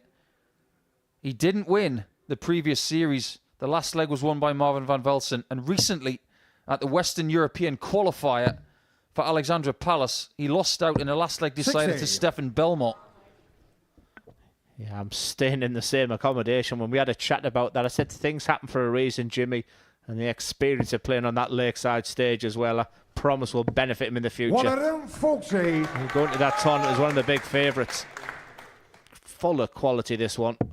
2 of the best players. 2 of the players, Paul, you'll be looking at Q School week 140. about qualification. You'd expect these 2 to get their tour card. Selfishly, I don't want Jimmy to get a card. I want him back here next year. But he will be towards the top of everybody's 45. fancy list. Pilgrim, maybe not as much as previous seasons because he did disappoint at Q School earlier this year, but he has been better towards the end of this season than the start. He was brilliant at the start of this game. It feels like he's being reeled in here. Average just shy of 110 at the moment is Jimmy Van Schie. 56. This is what Jimmy Darryl Brown, Pilgrim does to 161. others. He's getting a bit of his own medicine right now, and Jimmy's just barging him out the way. 97. 140 is a minimum here for Mr. P. He's going to get the lot, is he? 140. Jimmy Carr, 64. Just a little reminder. 16 segment. What a dart. For a 3-1 lead. He's inching closer. Such an intricate format here on a Saturday night because he lost 4-0 in his first game and now he's the favourite to join Conan Whitehead in the semi-finals. He will play in the first semi-final as well because he's the runner-up of the group if he wins another leg. Why is my mind going to John Henderson? Going into a Saturday night, his favourite recently, losing heavily his first game.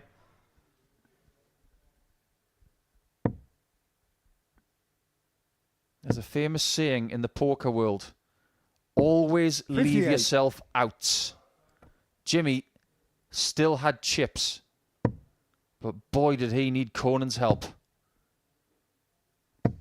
I think Conan Whitehead might rue the fact that he's kept Jimmy Van Schie in tonight's tournament.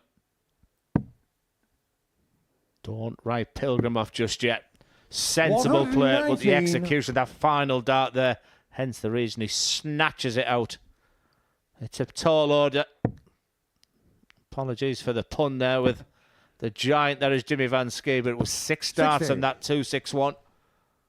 Yeah, you can just sort of see there that Pilgrim on throw, so no dramas, no panic. A little bit of patience here Van Schie needed.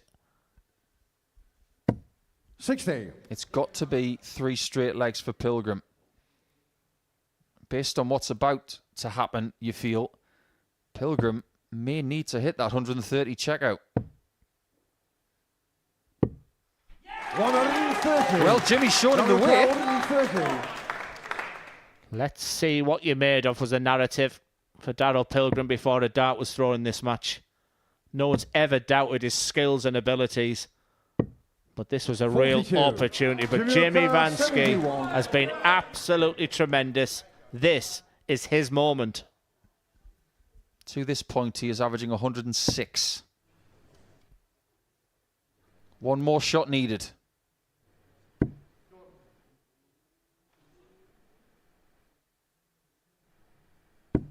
$39. Pilgrim now has a lifeline, but he must find this. Do not pull this dart left. He doesn't. Smack bang in the middle, Paul. The biggest dart to stay in this contest. 74. Missed opportunities with the roof for Ted Evetts. Is it the same conclusion for Darryl Pilgrim? Because we do not expect Jimmy to miss from here. Heavyweight clash. He lost his opening game 4-0.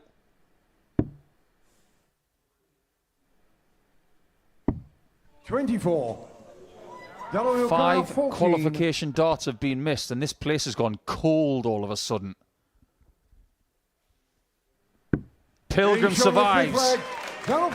We might have to go all the way in this one, but Jimmy has the consolation of knowing that, yes, he's missed 5 qualification darts, but that was against the Pilgrim throw. Can he recover now? 60. It's like the floodlights went out again for Jimmy Van Schie there. It's difficult to bounce back. They say the only saving grace is the fact you've got your darts. He went trebleless. 97. Darryl Pilgrim is creeping back into this match. Did you see his face, Paul, as he looked at the camera before he threw that dart there? The determination is through the roof here for Pilgrim. It's almost like he's got a point to prove. I think he feels that way because commentators like us, fans on social media, 60. They talk about other people like West and Duff and Harrison. I've spoken to Darryl in the past about the fact that we sometimes forget about what he's done 81. here. We don't, Darryl. We know how good you are. But the amount of times he is put in positions like this, under pressure, it's extraordinary. 134.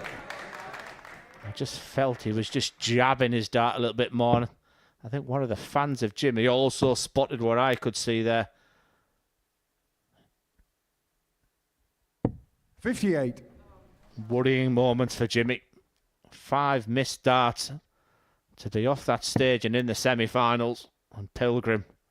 I am telling you, 1 treble here. And he is a big favourite. Look 85. at that, though. He's bringing Van Schie back into this match.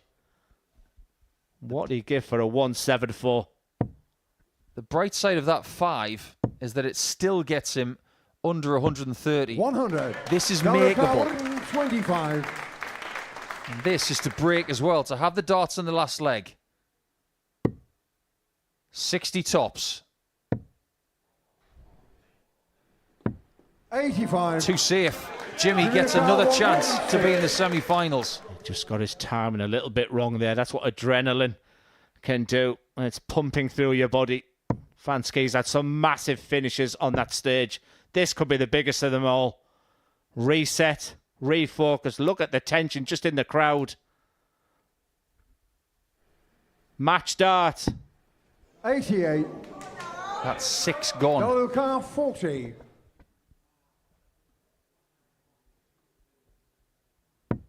Pilgrim is still alive. Double Pilgrim. But for how long? 7th and final. He's won the last 2 legs. Game on. He has survived more than a handful of elimination shots from Jimmy Van Schie. The atmosphere in here, you could cut it with a cheese knife. It's that thick. 80. Another great 80. That is your favourite 80, isn't it? I haven't been a medium since 1977, but I fancied a maximum there from Jimmy. He's had 5 minutes of real war, but champions bounce back. What a match. Forget averages, forget numbers. This is just 2 players going blow for blow. 99. Jimmy has never failed in his quest to make a final on a Saturday night in Portsmouth. 95. In these weekly campaigns leading up to Champions Week, he's never failed to win. 60 clear. It's almost like that treble 20 shrinks in a last leg decider. And all of a sudden, after all the trials and tribulations Jimmy Van Schie's had tonight, he's back favourite for this match. He is pumping, he is jabbing, and he is smashing in 180s at a vital time. Pilgrim has to hit back. 100. He hits, 86. but is it heavy enough? Jimmy has got a few war wounds on the double.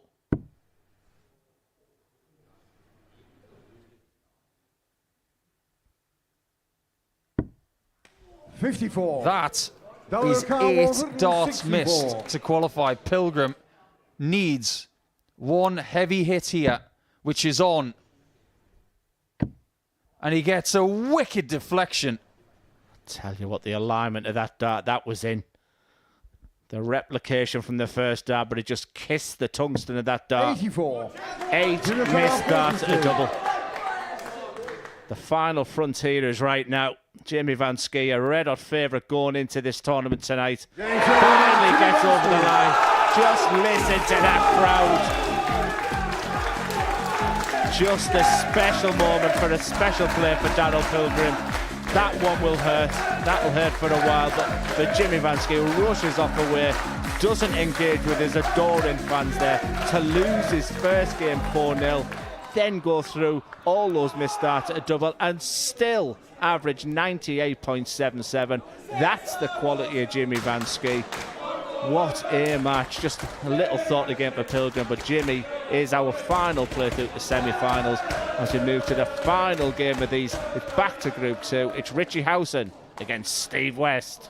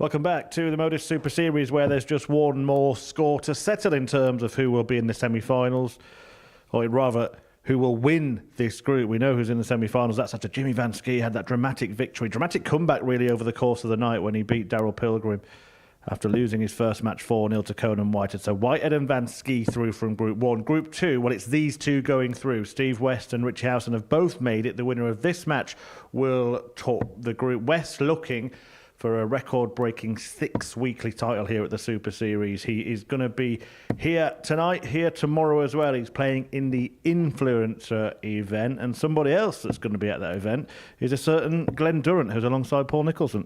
Yeah, thanks, Murph.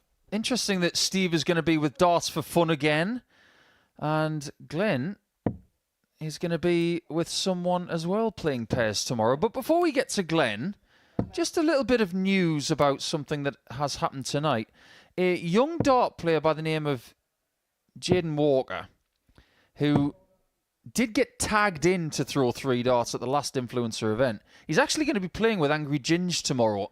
And he's been at an exhibition tonight and beaten the world #1, Luke Humphreys. So I think Angry Ginge is going to be one happy bunny when he gets here tomorrow. But as for that influencer event, Glenn, how are you looking forward to that come Okay, tomorrow ladies and gentlemen, afternoon? first leg, Richie to through first. Game on. It's not the right answer. I had to say I'm not really enjoying it, but not seriously. I mean, I like exhibitions. I'm still really busy on the exhibition circuit, and if I can try and have a little bit of fun up there tomorrow, it'd be absolutely great. But you know, for the influencers themselves, it's great to see them here. It seems to be getting bigger and bigger. I mean, the tickets sold out, really, really quickly. I know people behind the scenes here at the Modus Super Series are really excited for tomorrow as well. So hopefully it's a fantastic, and it's for charity as well. I think that's the most important point, Paul. And I know you do your bit for charity. So if we can do our little bit tomorrow and put on a fantastic spectacle, everyone goes away happy. Absolutely right. I'm sure the crowd will have a fantastic time. Everybody on the stage, including all of the staff as well. But before we get to that, we have a small matter of Week 12 and its champion to crown. But who is going to be the person to win Group 2? Whoever wins this match will win Group 2 and will play Jimmy Van Schie in the semis. That will be the second semi-final. 100. What's fascinating to me, Glenn, is the fact that Whitehead has done his bit for Jimmy. Jimmy has then taken full advantage of it. But who are the fans going to support in the first 100 semi-final?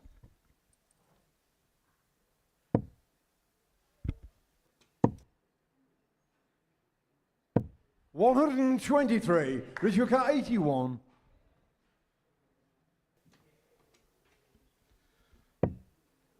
So 66 points left. It's bullseye for Howson. 56. Just to remind, he's on this fantastic 9-match winning streak, Richie Howson.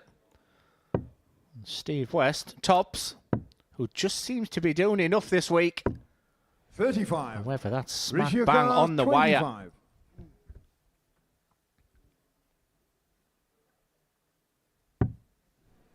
Two eights for Howson to take the lead.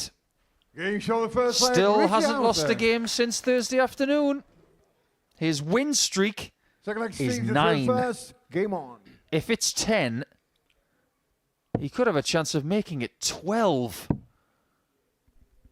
And if he qualifies for Champions Week, he could even have a crack at the record streak, which is 17, held by a certain Daryl Pilgrim.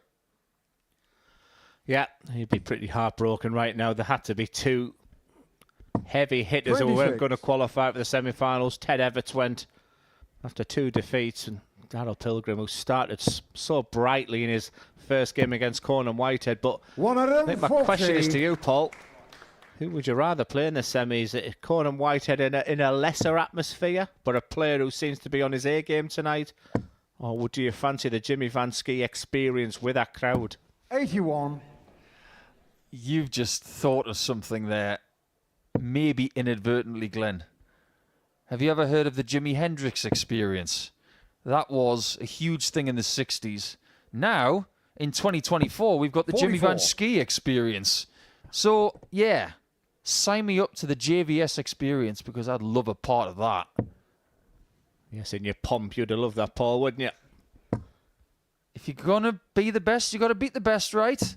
And if you're West, I think he would fancy a crack at Jimmy in another semi-final because that was the stage on Champions 45. Night where they had that legendary game. Yeah, I think with Steve West, there's unfinished business, and I think he would love to play. It feels like this match is after the Lord Mayor's show. Both have qualified, just to remind you. You know, the one only outcome is the winner of this game plays Van Schie, and the loser of this game plays Conan Whitehead. Here's something. 100. How about the fact that West has only lost 1 154. game this week? Howson's only lost 2. They don't have much experience of losing here in Week 12. Yeah, lots of quality tonight from Richie Howson. I was very, very impressed in that 60. victory over Ted Evetts. Steve car 132. I read his social media this morning. He wasn't feeling 100%. That's 100%. Another one of them would be nice. Champagne finish. 100. Richard Carr, 94. Doesn't even like champagne. I thought he was going to pop the cork. 77 left. Is it on the hook? Didn't have the right bait 54. there, Richie. Steve Carr, 32. He's been spending a lot of time in the bottom left corner over the last couple of days. 24. And he doesn't usually go down that route. It's been a night full of adrenaline-fueled. This game just...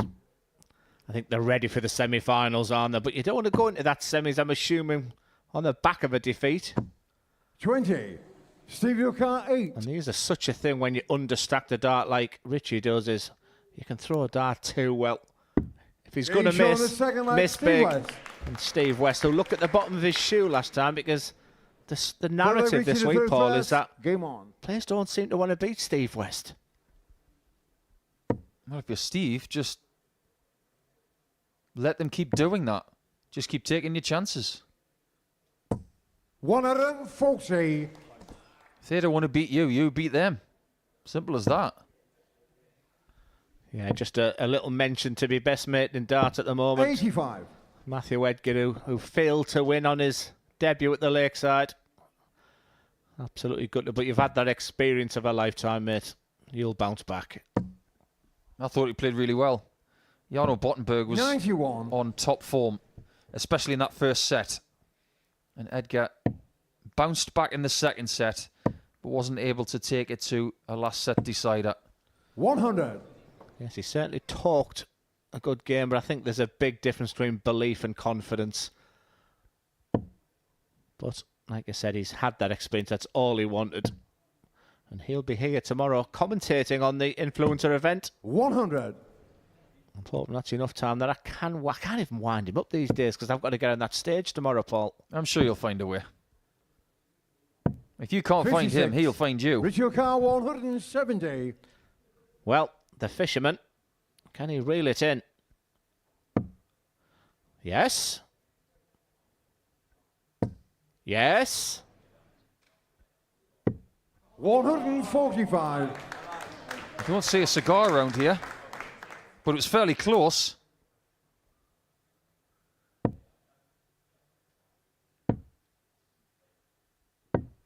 $90. Interesting. Richard Carr, 25. Touche, Mr. West. Doesn't even give him a try. How would you have approached this game, Paul, if you were in this situation? Clearly, it has the feel of a more exhibition. You don't feel like that, you know, that tension that is in this game right now. I think they're playing this game perfectly. They want to win the group, obviously, but it's almost like a silent agreement that they've got a bit of levity attached to it. The job of making the semis has been done. There's so much pressure in the lead up to that first game and in that first game. But if you can have a more relaxed encounter like this, they still both want to bust each other's brains in. It's as simple as that. But 60. They don't want to have to go through the mental torture. If it was a shootout, for instance, for progression as opposed to winning the group. They just want to have a game of darts. Whoever wins it, they win the group. 60. And I think that little bit of relief from the ultimate pressure of a Saturday night, it might be a good thing for them. 42. Yeah, I think an analogy I would often use is you come here on a Saturday night and the engine's full. And like I said, after that first game, you're using an awful lot of petrol. And this is just an opportunity of just cruising through this 59. game and saving all that for the semi-finals again when the heat will be ramped up one more time. One of the biggest talking points 140. of the last 18 months in World Darts has been energy management. And what these two guys are doing right now is they're managing the intensity. Luke Humphreys, 140. in his quest to become world number one, he has looked under every rock to figure out how to do energy better.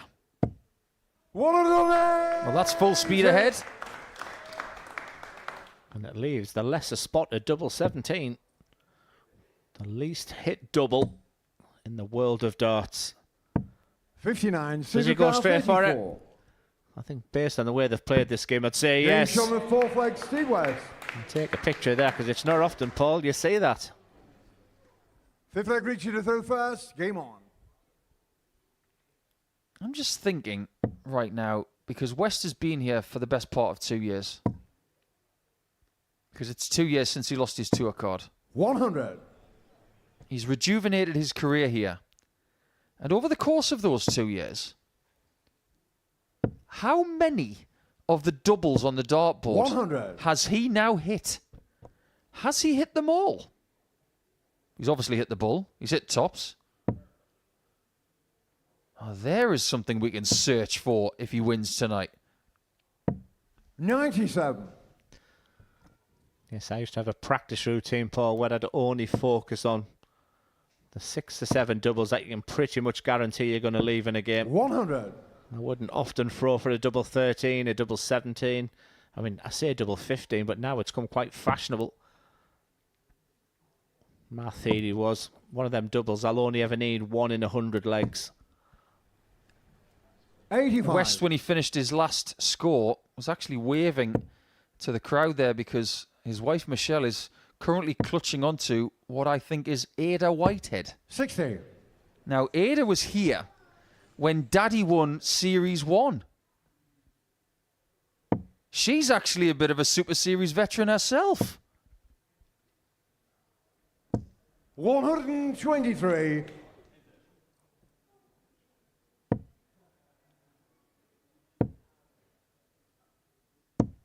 $85. He doesn't get to 116, which means Howson is favourite now to take the lead after 5. The best finish of the week for Richie Howson was a 96. He looked down and out in a game against Hilton Klein, and he did exactly that. Richie Howson. And I wonder if he just has a moment, because that was a real turning point for him for qualification.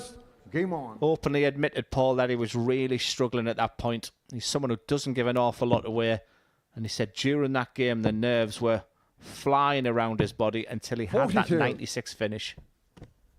You're from the northeast, just like me, Mr. Durrant. His name is actually a question, and he just had the answer. Richie Howson. 96 that way. It is a question, and he has got most of the answers this week. He is within 401 points. 66. Of a 10th straight win here this week. Yeah, it'll be a clash of personalities. It'll be a clash of styles. If Howson wins this game and plays Jimmy Van Schie, and Steve West will be playing his good friend Conan Whitehead. Because Richie Howson is a ton plus ahead at the moment. And I just sense that West 59. Is using all the experience. Like I said, it's been a funny all week, but Steve is winning, what, 90% of his games. But have we really seen the best of him yet? Not at all. 60. Coming into tonight, I know he'd played equally the least amount of matches, but win percentage-wise, 60. West was the best at 88%. 1% ahead of Jimmy Van Schie, who won 13 out of 15 games in Group A.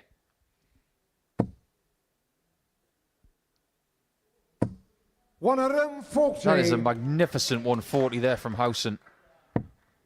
Yes, Mrs. Howson on the right, Mrs. West on the left. 60.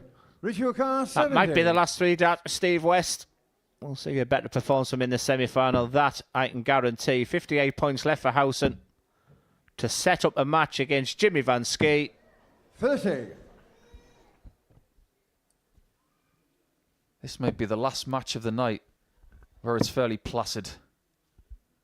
He's left double 17 again. 80. Richie O'Connor, 40. But tops will give Howson the group.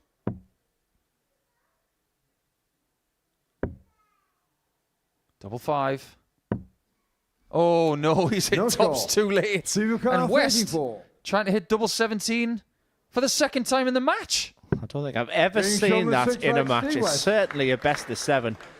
A double 17 is a 1 in 100 leg. To see it twice in 6 legs. Game on. Yeah, we've seen some records this week.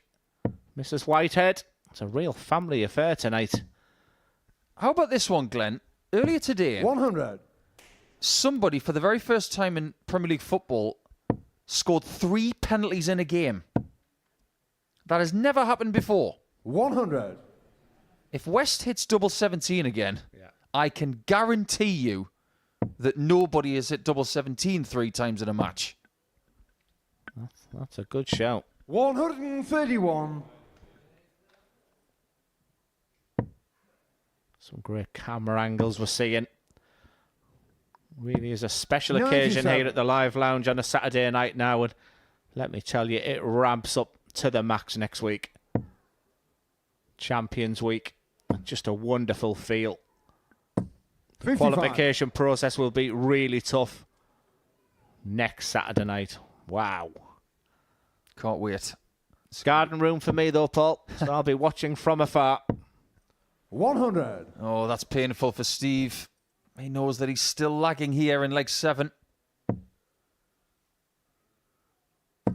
Needs mistakes from Richie. 58. Which he kind of gets. Yes, a 140 here for West. 81. Richie O'Carroll, Yuck. 157. That's what he thinks of that one. Well, 157. Will it be as easy as 1, 2, 3? But the setup play and plan B is absolutely 99. fine for Howson. He needs a 2-darter. Where you're going right down to the wire. Well, considering what Steve's done in his recovery, is 1, 2, 3 as easy as ADC?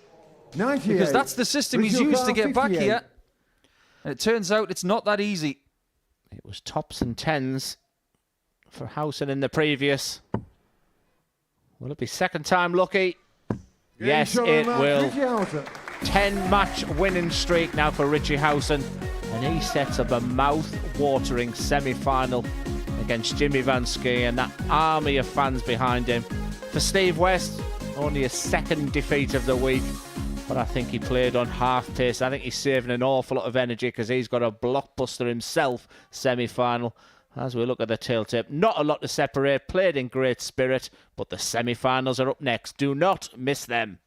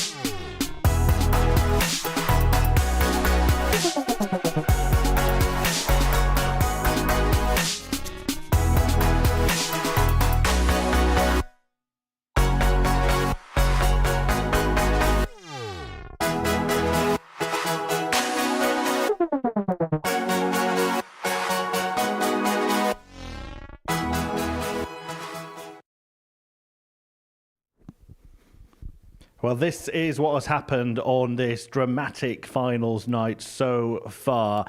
Jimmy Van Schie, well, he's becoming a bit of an escape artist here at the Super Series. A 4-0 defeat in his first match to Conan Whitehead, who then managed to bash his way past Darryl Pilgrim as well, meaning the last match in Group 1 was a straight shootout, and it had plenty of drama and tension in it. Van Schie, though, delighting the audience with a 4-3 win. His fans are going to be here for his semi-final against Richie Howson, who topped Group 2, beating both Steve West and Ted Evetts. West got the better of Evetts in the first match, so Evetts bows out, and we will preview the semi-finals very, very shortly. Now we've got a very, very special bit of breaking news here from the Super Series, a big announcement that we're all very excited about. Take a look at this. Come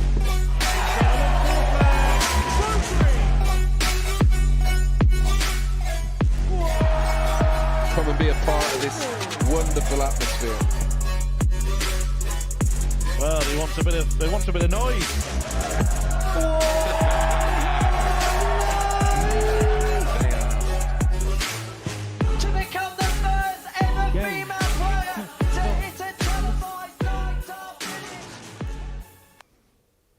Yeah, we are absolutely delighted to announce that the Modus Super Series has a new home. Pluto TV, the leading free streaming television service, will be where the Modus Super Series is going to be broadcast. That's coming very, very soon. And a little bit more news, it's going to be a 24-hour channel. So not just the live action from the Super Series, but plenty of fantastic darts content as well. Great news. Alongside me, I've got former Premier League champion Glenn Durrant, former Players champion Paul Nicholson. Paul, you've been here from the very start of this concept, and this is just the next chapter, isn't it? Fantastic news. Absolutely right. A couple of points, really. The Modus Super Series has never stood still. And the moment that progression is found, they're always looking to do the next thing. But interestingly, about this new Pluto partnership, it is looking at the way that sport is actually programmed and the way it is broadcast differently, because we're going into a new generation now where there's a lot of streaming involved. And linear TV is not the only way to watch live sport. So the fact that we're going to have a channel that is dedicated to this place, it's vindication of all the hard work that people have done over the last 4 years. And like you mentioned, we've been here since the very start. I remember the testing days where it was COVID and we were on Zoom calls the whole time, just trying to figure out a way to make sure that darts was watchable. And credit to everybody involved who's been here since the start and the people who have added to that in the journey, because we're very proud of this. Certainly are. Glenn, look, I know that you're not just someone who comes here and is involved in our production. You actually watch the Super Series a lot from home. Now you can watch darts 24/7.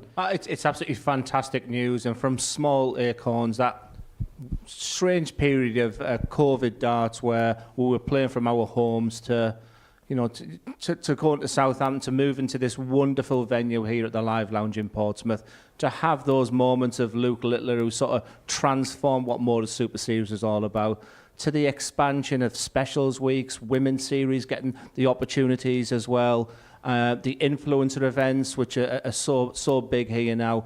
But the global expansion of the Modus Super Series, it's heartwarming, you know, for the team behind it. It's great news for the fans. It's brilliant news. Yeah, and mention moments that, you know, they're going to be captured now on free-to-air television. Luke Littler's sensational victories here are part of the backstory of this tournament. But this is going to be where certain darts players are made, isn't it? Yes, and I suppose at this juncture, we have to say that Littler's had a big hand in how this place has progressed, because since he's gone to the PDC Pro Tour in the last year, all we've done is try to make this place better off the back of his success. He's gone on to do things that have changed this sport possibly forever, for everybody's benefit, including us. So we're very grateful that we had Luke for 3 series. He didn't lose many games here, but boy, did he leave a big footprint. We've still got Fallon Sherrick. Of course, she made history, the first woman to hit a televised 9-dart. That happened in this very venue. A fantastic moment.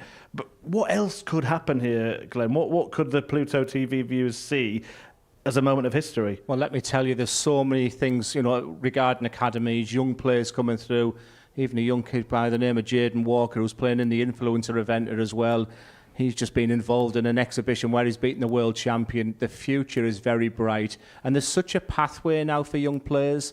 And the Modus Super Series is a big part for where amateur darts want to be. It's the biggest prize that's out there right now.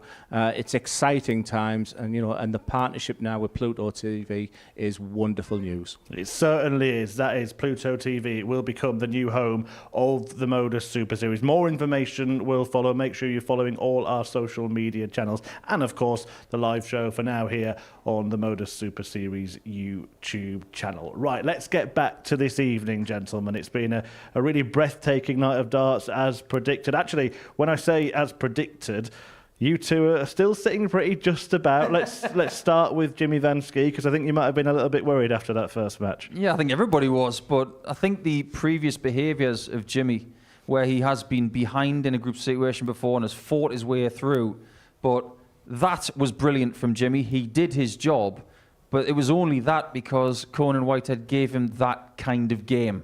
So he's now got to say, thank you, Conan, but he might have to do something different a little bit later on in the evening. This has been breathless stuff.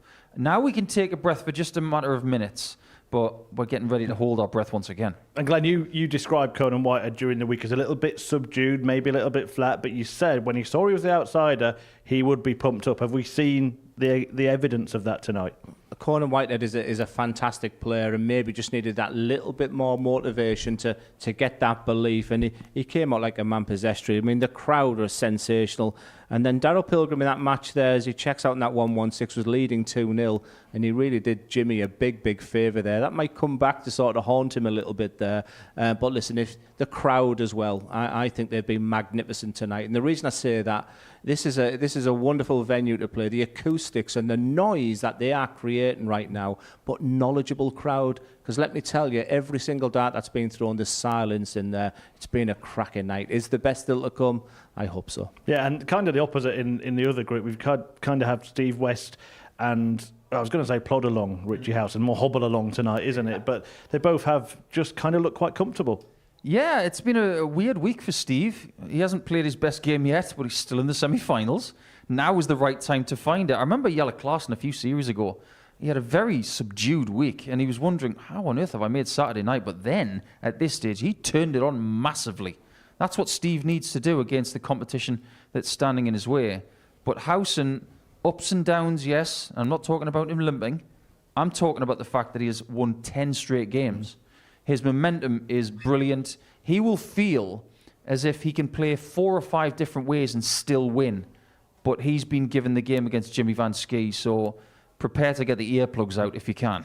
Beating West, will that help him? He could meet him again in the final, of course. It does. You don't want to go into the semi-finals, in my opinion, on the back of a defeat. It felt more like an exhibition game. We've seen that adrenaline-fueled final game with Jimmy, and then we had that game there, and that's something that has to be managed. Like I said, you can hear the crowd in the background right now. That adrenaline will be flowing for the semi-finals, and it's exciting times ahead. Yeah, let's talk about the semi-finals. I think we all know who's going to win. Can we show you the order of play once again for the semi-finals here? Conan Whitehead taking on Steve West in the first one, then Howson against Van Schie.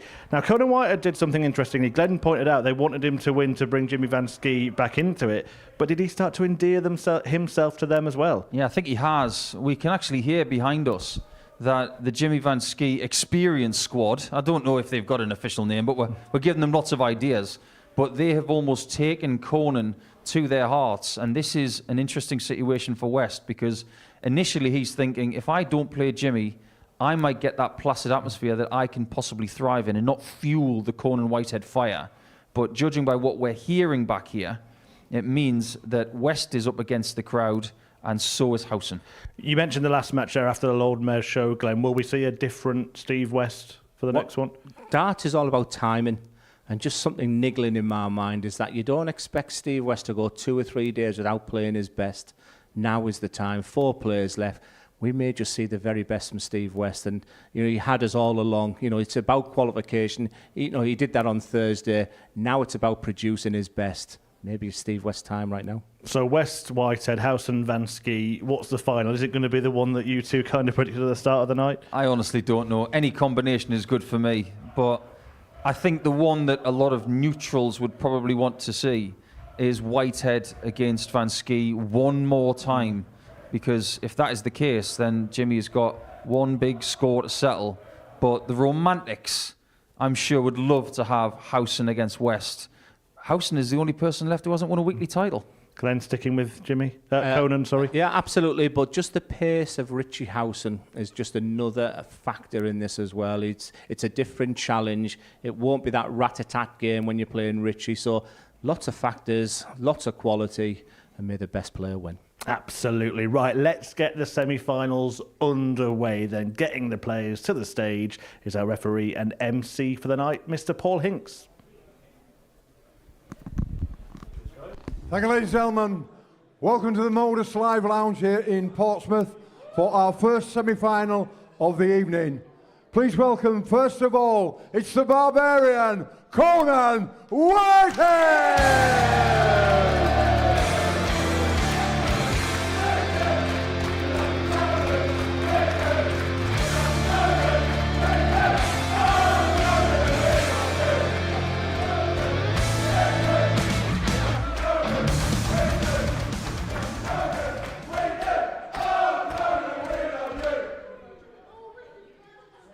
Ladies and gentlemen, please put your hands together and welcome us to our stage.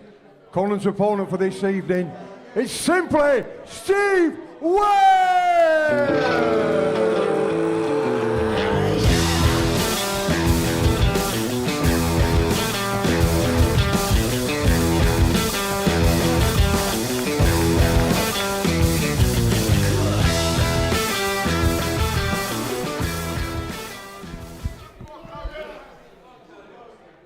Here we go then, let's get the semi-finals going, and we've got a really pumped up Conan Whitehead taking on Steve West, who we know can get that little bit of bit between his teeth when he gets motivated, and of course is the most seasoned winner on this stage. In fact, will stand alone if he wins this evening. But Conan Whitehead's a man with a determination to do what Luke Littler has done and be a multiple champion. Can he make it through to Champions Week again and bookend what has been a dazzling Super Series career for him, having won the very first series at the Live Lounge? Or will the 5-time weekly winner Steve West take a step towards a 6th success? The Live Lounge in Portsmouth, UK is the setting. All eyes then on the semi-finals, which will be described by Glenn and Paul. Thanks, Murph. Big game Thank feel to this one. First leg Conan to throw first. Game on. But maybe those 3 words do not do this fixture justice in this moment. This is like Tiger Woods versus Arnold Palmer. It's like Bjorn Borg versus Pete Sampras. Name 100. your sport, insert your greats, and let the best dart player win this best of 7 match to make the final. The clock is ticking towards Champions Week, and these guys desperately want to be part of next week. Yeah, such an interesting 59. dynamic just on the walk-ons there.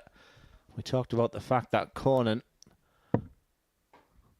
is now part of that Jimmy Van Schie. I mean, they're really taken to him tonight, and I just felt he looked a couple of feet taller. I think he really, really enjoyed the fact that he had that support. He's had a while to think 81. about this semi-final. That's another dynamic. Steve West has just come off the back of a match that it didn't really have that feel of that this one has right now. Can he respond to that? So many questions, Paul. Who has the answers? Whitehead is averaging 94 and change for the night. 100. West about 85. But this really is the time to find your best form, isn't it? 140. Conor 161. Darts is about timing. And there was just something niggling in the back of my mind that 60. Steve West winning 36. games with ease, but we haven't really seen his best. This is for a potential 13 dart breaker throw. 14 dart will do. Super start from Steve. Second leg, Steve to throw first. Game on. And not to give too much away, but Steve really does have something in his sights over the next 91. year. Life is going to change for Mr. West. He's got new ambitions in life. 137. Approaching the age of 50. And he wants certain things because he's had a tough 10 years. 100. It is not my responsibility to tell you what those things are. That is between Steve and his family. But the financial rewards of Super Series success 81. would definitely help that. Well, he's looking the better player early here. Just a couple of balance issues so far for Conan. It just seems a while since we've seen Conan on there. 100. That's that hour away from that stage. Not been to the help of Conan. The timetable of events on a Saturday night, some will benefit. Get the wins early doors. 79. But there was an awful lot of effort, Paul, put in by Conan just to get out of that group. For Steve, he had that relaxation game. 145. And right now, he looks the Steve West we thought was a 14 dart at the start. Another potential one coming. 140. Steve 65. He's under pressure on this 65. Tops. 25. Way too high. That would have missed Jimmy Van Schie's eyes. Yeah, I thought that last one was going to go because that's what he's been doing. Conan's been second best so far. There's the... I'll take a breath. This is a massive dart for Conan. He likes double four. 60.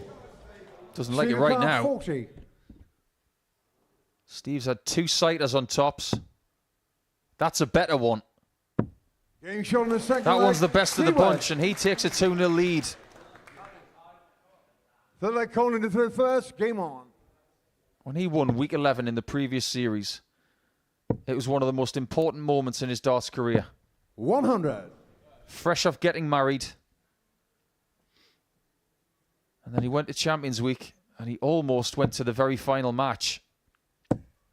135. But Whitehead has had to wait more than 2 years for another crack at a second series title. And he 58. really, really wants it. But he knows how difficult it is just to get into Champions Week. 60. Yeah, it's a shake of the head for Steve West, but this has gone perfectly well so far. For Conan White, he's thinking, where's all those trebles? The early part of the night, the game was 81. just simply so easy. Right now, it's simply Steve West.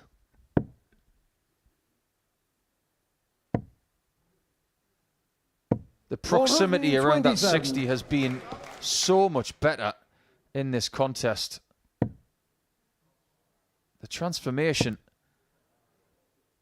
from Group B to 140. semi-finals is right in front of your eyes. This is game number 11 of the week for West. This is game number 28 of the week for Whitehead. 139. Conan 122. I was about to say what he'd give for 139 there. That's almost impossible to get. He needs the treble 18, has to stay there. Everything was so difficult. 22. This is in dreamland for Steve West. 40. Darts is about timing. And all we've said is that Steve is just not playing his A game. Getting shot on the He third is leg, now. Steve West. He's averaging 100 Fourth leg Steve to for third the first. first 3 legs. 75% of the work Game on. has been completed, but never, ever count out Conan. He can win 4 legs of darts straight against almost 100. anybody in this universe if the blood is pumping. And he's got the belief. But the execution right here hasn't 45. quite been there. I think that break. Well, maybe not. Let's give some credit to Steve West. Maybe the quality of Steve has just been a little bit too 140. much for Conan in this game. Rather than looking for any sort of excuse, sometimes you've just got to say, my opponent is playing great. And even with that maximum, he's still behind. 17's here, Steve. Don't be stubborn. 91. He can win the match on the maximum checkout. And he's never had one on the stage here in Portsmouth. 85. Steve Carr, 170. Would be some way to win it. It's been immaculate. It's been brilliant. No reaction. 132. No reaction. Straight onto the final dart. This has been a masterclass of how to play a semi-final. And he knows a thing or two about doubles at the bottom of the board. 134. Because in his previous match, he had double 17 twice. Double 10. Steve West is in another final. And he may just be going to Champions Week again. He has dispatched the winner of Group 1 tonight. Conan Whitehead will be the first to congratulate him, but inside he will be wrenching at the fact that he has come up one short of making the final here in Week 12. West, I am sure, has still got plenty in the tank. He's going to need it when he plays either Richie Howson again or has a rematch with Jimmy Van Schie from the Champions Night in the previous series. Look at that performance. The best we've seen tonight from anybody at just the right time. West is in the final after that 4-0 win over the Series 1 champion Whitehead.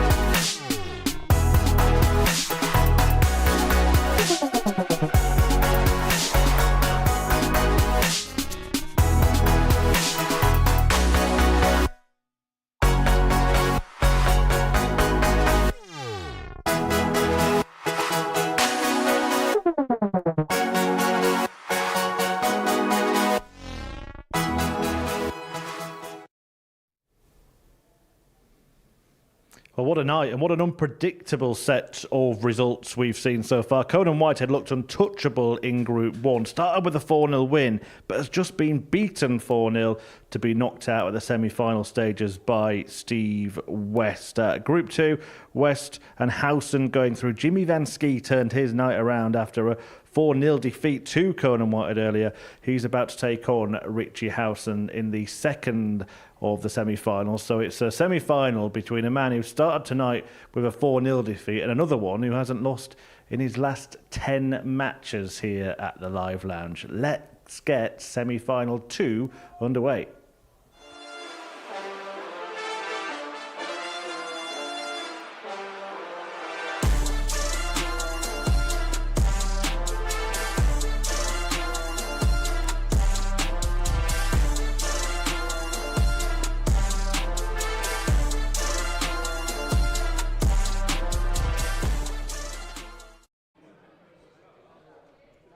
Welcome, ladies and gentlemen, to our second semi-final here at the Modus Live Lounge here in Portsmouth.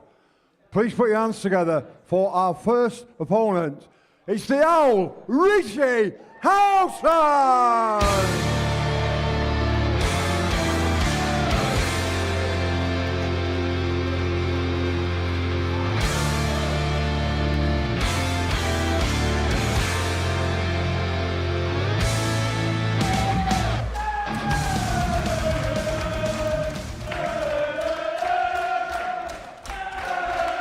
Ladies and gentlemen, please put your hands together for Richie's opponent in this second semi-final of the evening.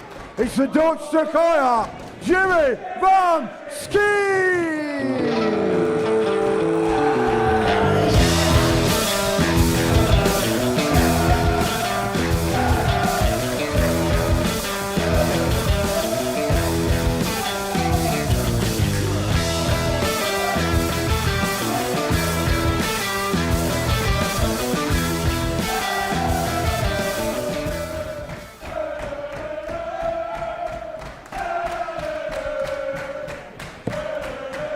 Well, the audience in the auditorium are in full voice, and there is good reason for it. They have adopted the giant Dutchman, Jimmy Van Schie, as one of their own here in Portsmouth, and they are trying to spur him on to victory here tonight. The Van Schie army looking to help him go better than he did last time he was here. He lost the final, of course. That was a Champions Week final, but can he get to the final of Week 12? Well, Richie Howson stands in his way. The 58-year-old is having this fantastic delayed darting success in his career.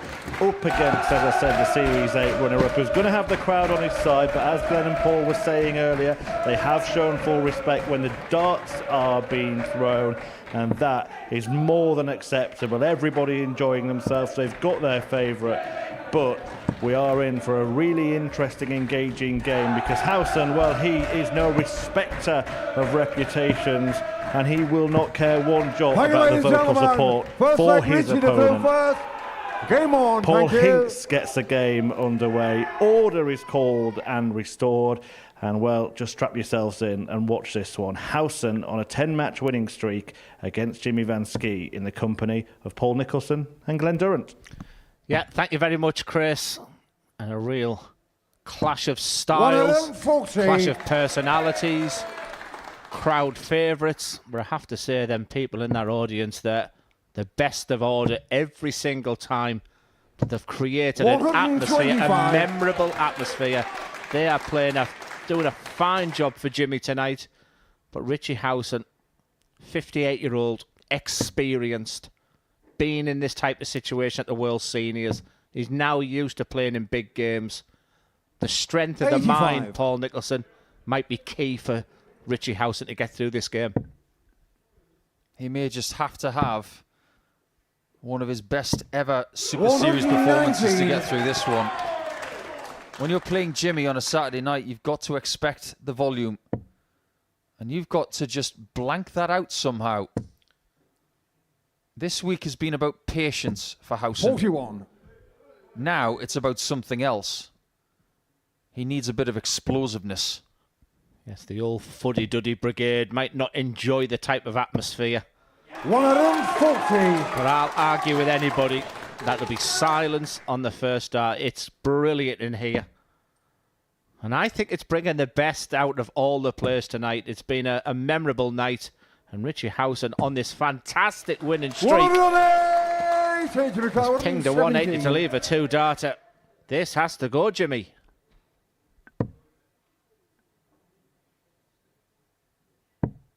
He doesn't get a shot at tops. 57. But Howson, 55.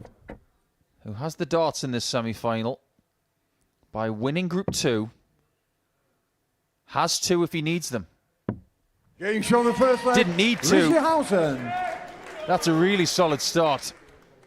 Second leg, Jimmy to throw first. Game on. It's almost like that incredible crowd are bringing the best out of the opponents for Jimmy Van Schie, but 60.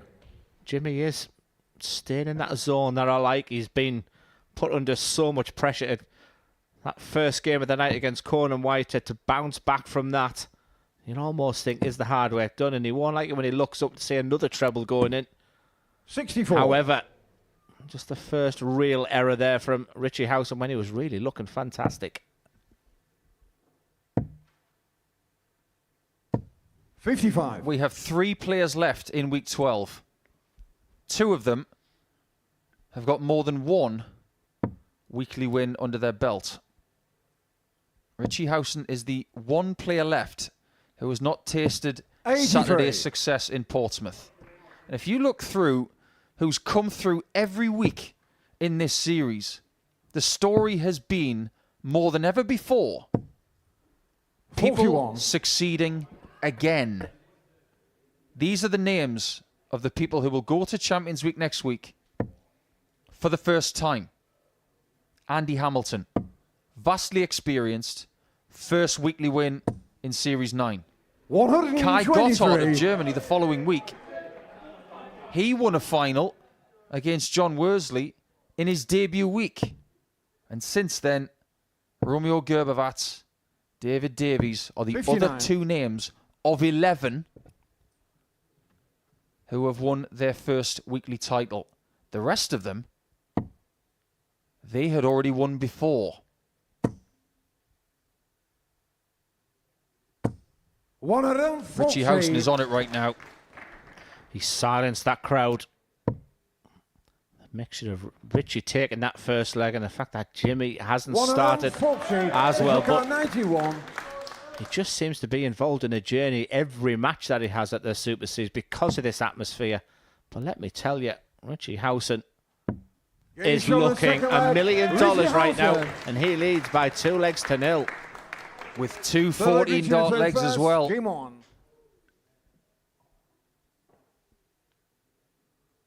He's only halfway. But if you replicate what you've just done, my word. What a story 81. it would be. It's a tale of 2 rematches for finalist Steve West. If he plays the Owl, it will be a rematch of game number 6 of the night, which Richie won. But the dynamic would be very different. If he plays this man who's just maxed at the start of leg 3, it will be a rematch of the semi-final of Series 8, which is one of the most watched and remembered games under this roof in the last 26 months. 100. We did mention before the game here that the pace of Howson might be to the detriment of Jimmy. Just imagine if a 9-darter went in tonight as well, Paul. We can still dream. But not only does Jimmy have to break Richie here, he'd have to break him again. If Richie Howson could see the bigger picture right 100. now, he'd probably be feeling even better than he is. All the pressure is on the Dutchman. But he is the favourite as well for Lakeside. I mean, that's the quality of this player that you're looking at right now. 140. What a response. Only world-class players can do what he's just done under pressure, leaving 41 after 9. And he's going to have to hit it. 41. If he doesn't, He might have to win the last 4 legs of this contest. Bravo. That is resilient, defiant, and downright brilliant. Game on. That 11 darter has got to be one of the best legs we've seen in the series. Yeah, just look at those numbers. Halfway through in this match as well. It's on throw for Jimmy. 41. Everything seems to be a must at the moment. He must hold his throw. And he must break Richie again. So Richie is still a big favourite at the moment. Enthralling, engrossing, quality. This is what the Modus Super Series is all about. Just yesterday afternoon, passing Howson in the hallway as he was going to the stage for his last match with Lipscomb, he said some words. He said, "I don't like how tight this is." I gave him 3 words of advice. Embrace the chaos. This is chaotic. And the kind of brilliant game you cannot take your eyes off. Yes, the 180 from Jimmy Van Schie, but he's still behind in this leg.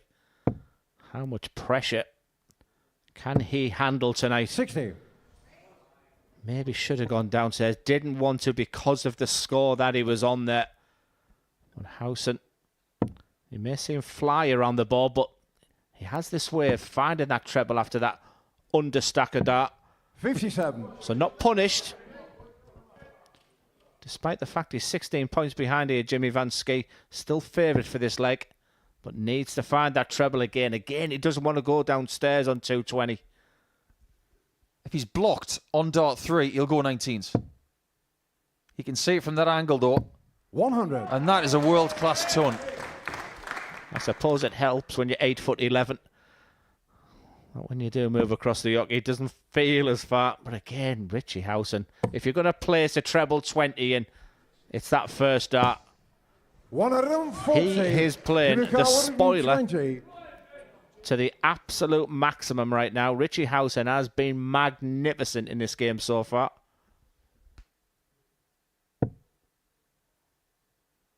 He's going to stick with the 60. He did have the option of 2 bullseyes, but he thought in that moment that was the wrong option. Howson has a chance to go 3-1 up. It may even be a third 14-dart leg in this semi-final. 64. He will get at least a dart on 64. The target area is too big. He's got a big target area, that's 16 and 8. The biggest dart of this match. 44. Jimmy Carr, 60. And this is where things can change.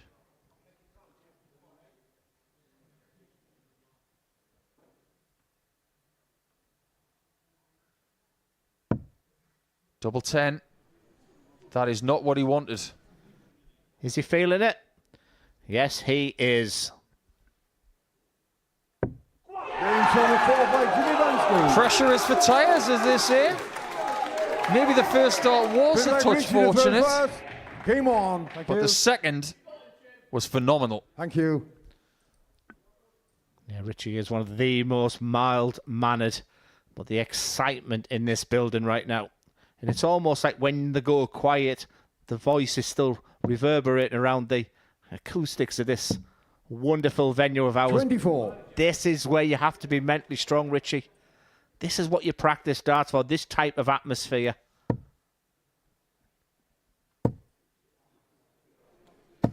My word. All of a sudden, Van Schie is turning up the heat. There has been 1 dart missed at a double in this match. 140. And we are now in the middle of leg 5. This is better than the Pilgrim game that Van Schie won. 60. The statistics tell you that it is. Yeah, just when you think that Jimmy's taken full control, can Howson gather his thoughts? Should have switched. 60. He's so adept at doing that, though, Paul. We always say should switch because even if we see the angle of that dart, you would say switch. But he perseveres. 91. That is very good thinking in the moment. Hold on to the roof, Paul. Because it might just come off in about 60 seconds' time. 60. Even if he gets the 2 treble 20s here, he'll go. Strap yourself in. Shouldn't be tempted. That's probably a good thing that he's missed that. 105. Jimmy Van Schie's a player, was a precocious young talent. Took a few years away from the game. He's just getting better and better. Jimmy Van 65. But this is what you can't teach. Moments like this. He doesn't stop this time. It was reset last time. What a dance! 6 leg Jimmy to throw first. Game on. This man just knows how to recover. Amazing finish. It's not all about 170s and 158s and things like that. Sometimes it's about the smaller numbers under the biggest of pressures. And when Howson was out of the blocks, Van Schie has dodged one missed dart from Howson, and then everything has changed since then. The asset, Paul Nicholson, would have loved this atmosphere. He would love to have played Jimmy Van Schie right now. That's what I want to see from Richie Howson. Now he's got to dig deep. Come on, Richie, fight.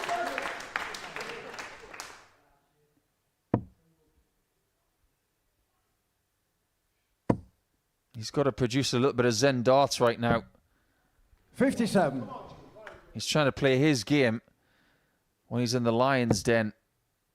And he is in huge trouble. But that will help. And reminder, it's on the throw, Jimmy Van Schie. That's a dart. That's what champions do. He is used to winning games now, whether it's at the Modus Super Series or on the WDF Tour. He's played and plays championships in the PDC. You just sense his love in this moment. But here comes Howson. 180. Fantastic 180 there from Richie. That's his third of the contest. And in total, we've had 6 in this semi-final. We might get another one. He's not going to do it. 130. I'll tell you what now. Richie Howson doesn't tip this 1-2-4. He might be gone. Critical moments. Oh.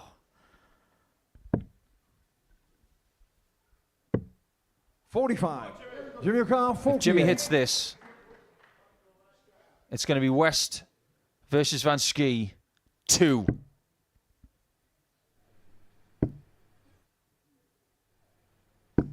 There's a lifeline. 79.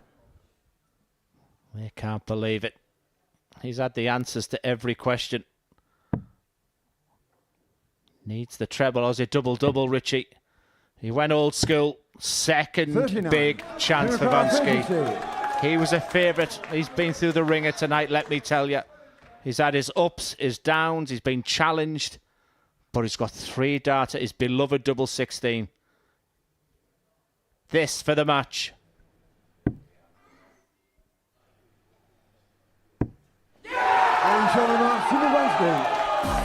It is another final for Jimmy Van Schie. After being 2-0 down, he wins the next 4. And his record on Saturday night is getting a little bit silly. Every time he's been here, which is now the 4th time, he's made the final game. And on 2 occasions, he has won that final. What a game that was. It was breathless, and the doubles were just so delectable. But maybe one missed dart by Howson in the middle of that match cost him hugely. And it's Van Schie against West in the final. It is that rematch of the Champions Night in the previous series, and you do not want to miss it.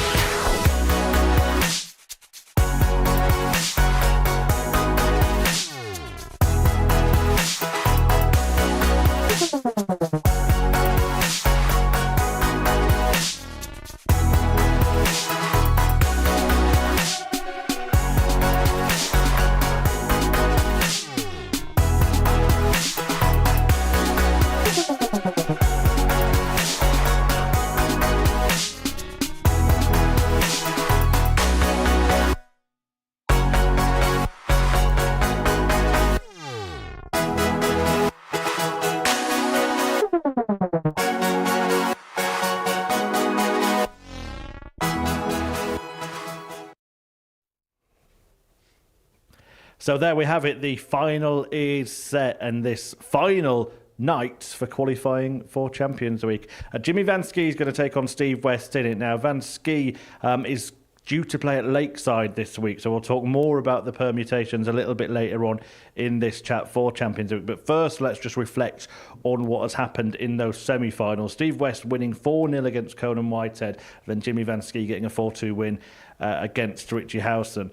When you consider that the first match of the night was Conan Whitehead 4, Jimmy Van Schie 0, what an incredible turn of events, and it's Jimmy in the final and Conan going down to a 4-0 defeat himself. You know as well as we do, Murph, that Super Series weeks are a journey. But even Saturday nights as a standalone, they are their own journey. And they are topsy-turvy affairs. They can be roller coasters, and this night is no exception to that. Conan started brilliantly, but if you don't win all 4 games, you run the risk of losing one and being out the door. Conan will be very proud of his efforts this week. He's played a lot of darts indeed, 28 games. So he might be feeling just a little bit low on fuel going into that game with West, who happened to play his best darts of the entire week in that semi-final. Absolutely, we have to give credit to Steve West for that performance, don't we? He's just so good at doing it, you know, like, and I've been one of the ones in the commentary box who's sort of doubting the way he's sort of approached things this week because, you know, I just think he's been waiting for the big games, and let me tell you, he'll be up for this one because we did label it as West v Van Schie 2, unfinished business, and you know it's a real important game for him as well, and we could see the very, very best from Steve West right now. What is it about him and this place, Steve West? Because he just seems to win nearly every time he comes here. Yeah, I've spoken to Steve about this at length in interviews and away from this place, but essentially when he lost his tour card, it was all about what do I do next. His life was the PDC Pro Tour. And he started to try and do other things to take the pressure off being a professional player. And the pressure that he was under in, 2019, 2020, it was a lot for him. And just saving his tour card proved to be too much. So at that point, we saw the Modus Super Series starting to get a little bit more attention. We started to get more people coming here and saying, have you played down in Portsmouth? It's amazing.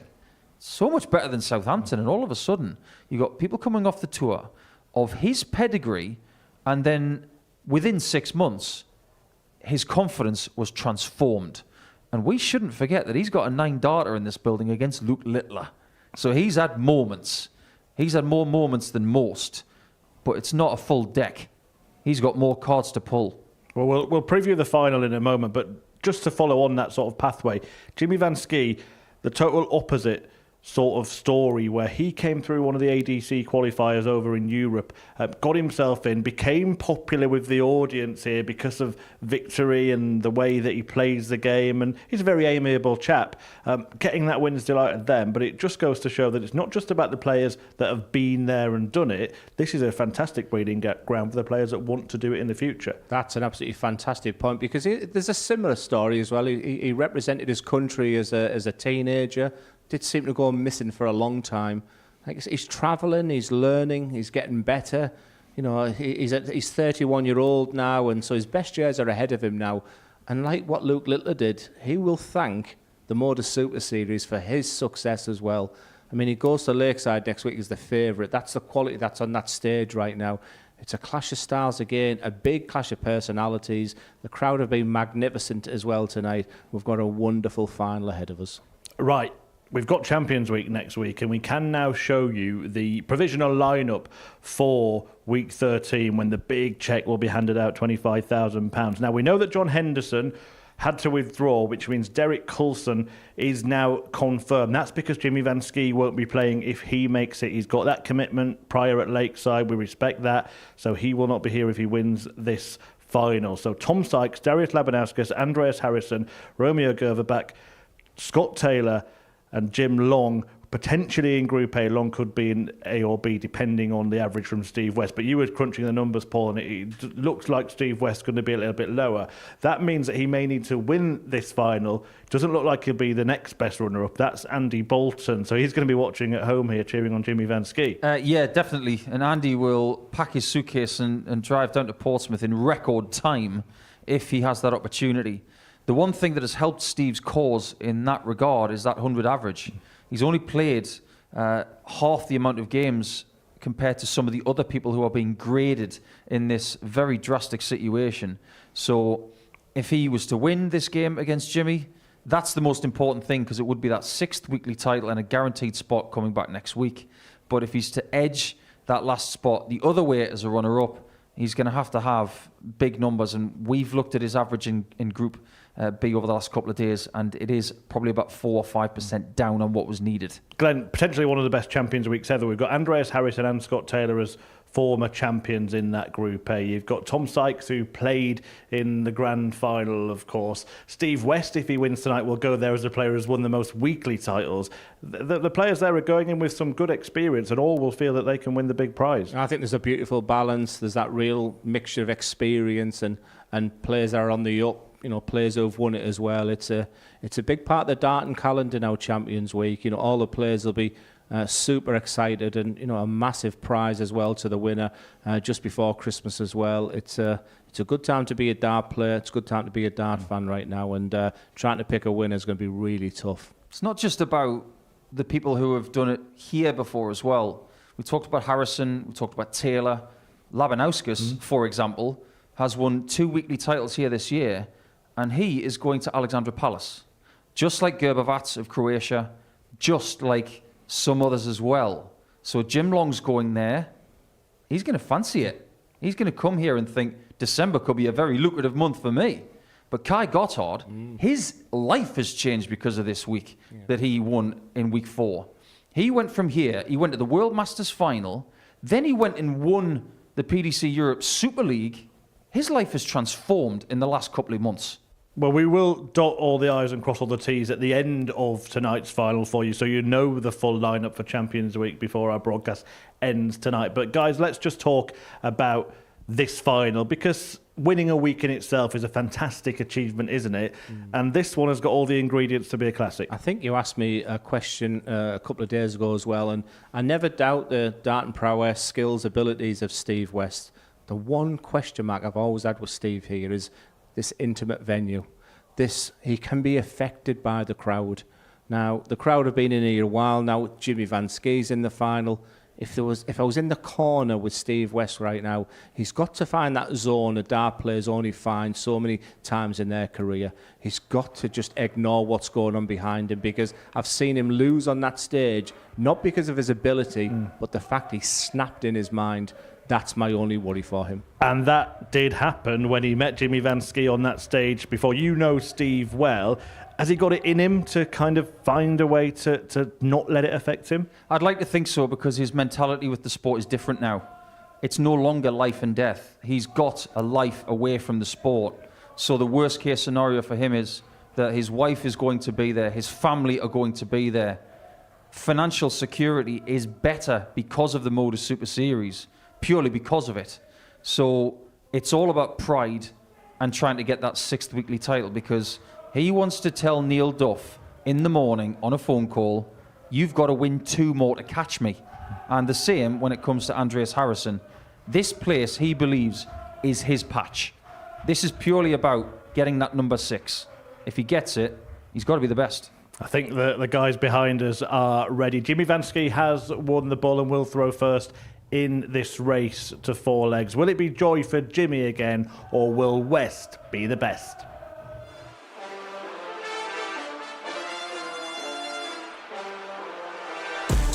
Steve West is in another final.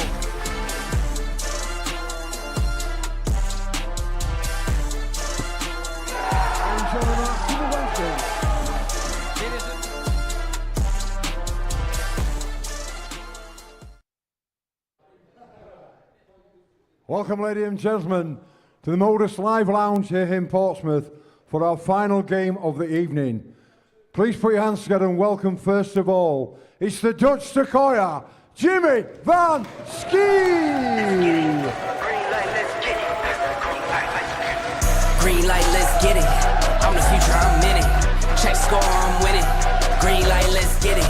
I just win. I'm on 10. Hello, I'm Timothy. I got the recipe.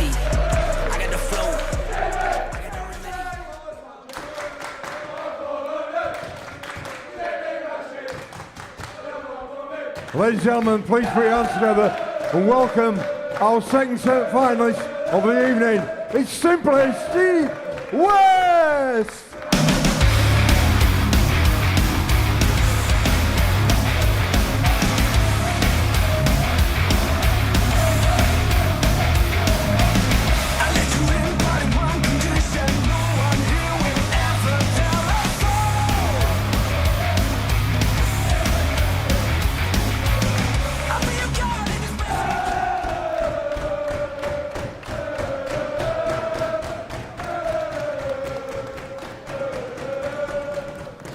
Well, plenty of respect between the players on the stage, that is for sure, and let's just hope that they are allowed to play to the best of their ability. That bunch of lads have been in Jimmy Van Schie's corner. They're a growing group as well in his time here at the Super Series, but as we saw in his previous games, they do keep it quiet when the players are throwing, but boy, there'll be a party in Pompey if Van Schie takes the title tonight. The runner-up in the previous series, will he taste success tonight? And what a little bit of confidence and momentum that will take to Lakeside for him. We haven't even discussed that yet, but Steve West knows better than anybody how to win on the Super Series stage. If he wins tonight, it will be an unprecedented 6th weekly title. This final, well, it already has everything, and it hasn't even started yet. To talk you through it, Glenn Durrant and Paul Nicholson. Thank you, ladies and gentlemen. First flag, it's Jimmy to throw first. Game on. This is the last qualifying game of Series 9 and of 2024. Come Monday morning, Champions Week, it's all about getting an eye on the biggest prize that we can offer at the Live Lounge in Portsmouth. And it could not be a bigger match. It is that rematch which stung West at the end of the last series, where Jimmy was on a collision course with Marvin Van Velsen, but Van Velsen is not in Champions Week to defend the title. West can still get there. Van Schie will leave the Live Lounge tonight and go in a different direction. 140. Silverware on the mind of both players. This has got the air of the biggest possible game we could give you here at the Live Lounge in Portsmouth, Glenn. It has the air of Leonard versus Hagler. Unfinished business. That's what I sense with this one. I noticed that Steve hasn't really engaged with the Jimmy Van Schie, so it's probably still hurting from the last time they met. But let me tell you, from an outsider looking in, 57. I've been very impressed with the order of when the players have been throwing the darts. Long may that continue. And West is continuing where he left off. 120. He's just sort of peaking when he needs to most. It's been classic Steve West. You don't win 5 weekly series here at without knowing the processes. Steve Car 40.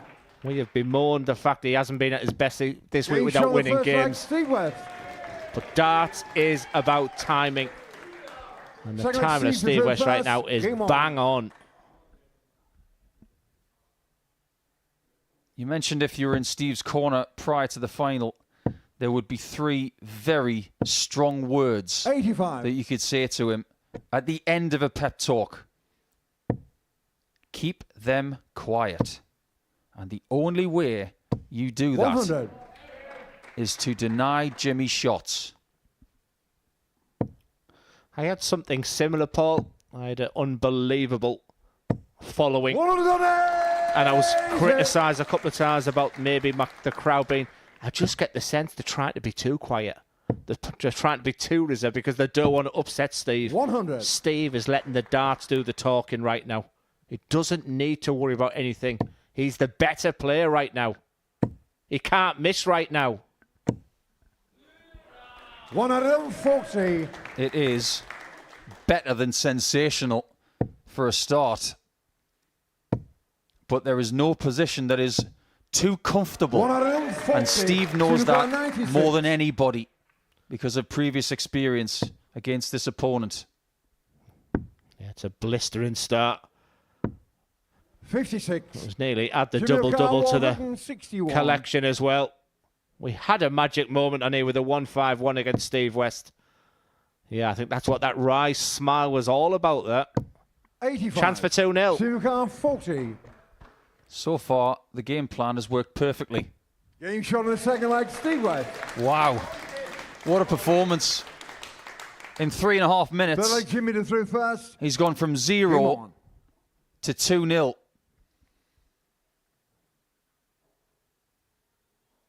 It's so easy to say that you just have to do that again. But the closer you get to the line, 100. the more pressure you will feel. But he's been here more than anyone else. 36. Now it's nice to see Conan smiling. That's all that matters, family. Darts is a sport we love. It gives you the most incredible highs. You will see that emotion that Paul alludes to. But in the end, 100. It's all about the family. They're supporting Steve, good friends. 96. Have been for many years. The exterior of the M25 motorway, the counties of Hertfordshire, Essex, Kent, Surrey, Sussex, Berkshire. They all know each other so well. Playing in tournaments over the last few decades. But this is where worlds collide. 167. And on this occasion, it's Jimmy Van Schie who's got the lead. He won't go for this, will he? 142. Well, he gave it a bit of extra sauce on the end, and he almost got barbecue sauce for a 167 checkout. I thought it was strictly for a second there. 108. Just a little reminder. He's dominated this leg. It's double 12 to get back in this game. Classic game, this. This is what finals are all about. He's been in this position a few times tonight, is Jimmy Van Schie. It hasn't been routine. It hasn't been straightforward. He's found ways to win. But now it's on the throw of the experienced, seasoned 100. Steve West. And I think that is understated in darts. The experience could be key right now.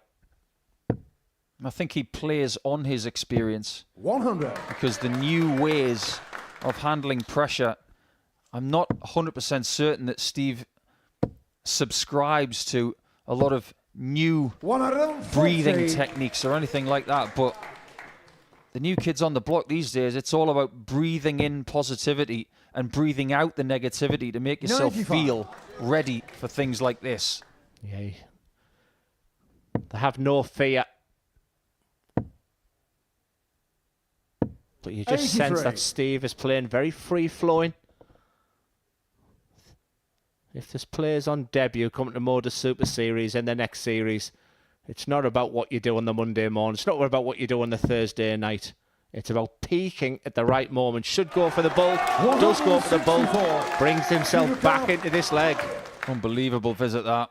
So smart.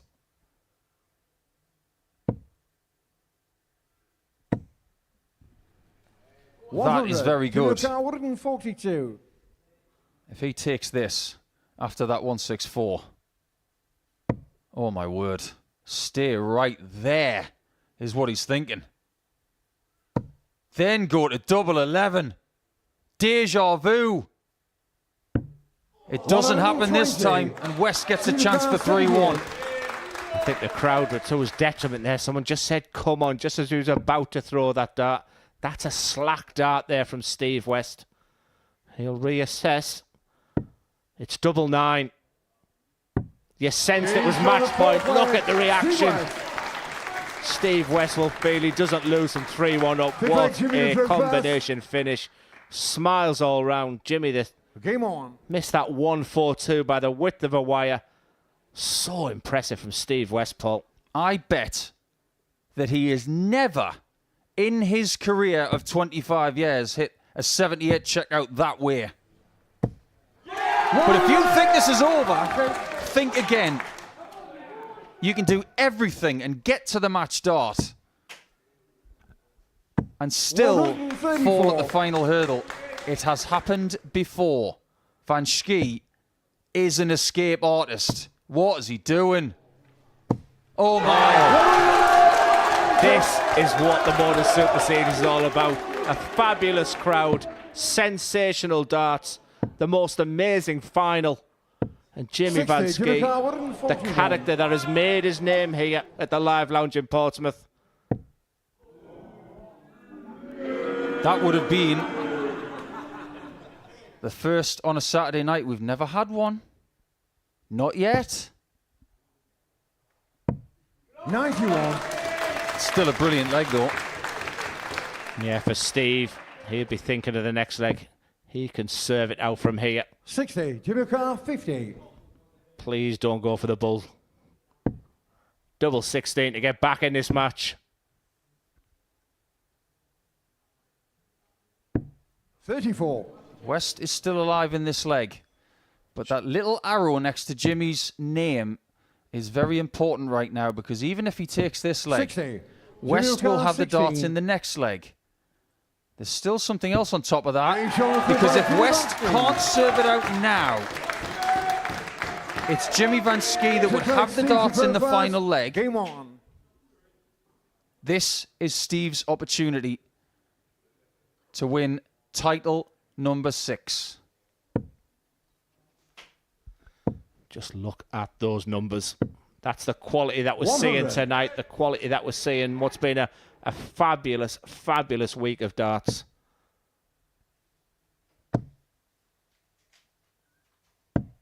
$59.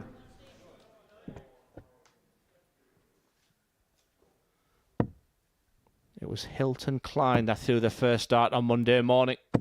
140. He created his own story. How we about to see the final chapter for another massive success for Steve West. 96.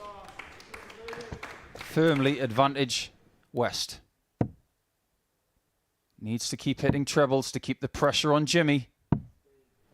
27. That's a bad visit, but maybe if he is to have a bad visit, that wasn't the worst moment to have it.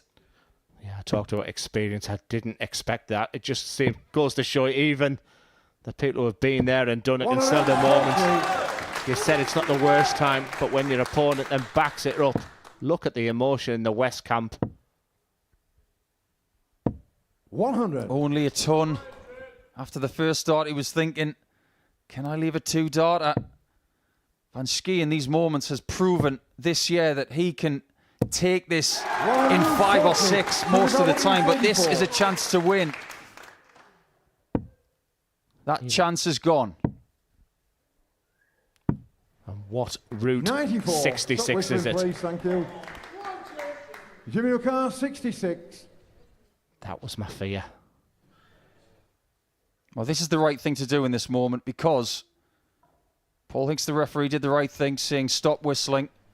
Both players deciding to press pause, because now the moment belongs to Jimmy. 33 more.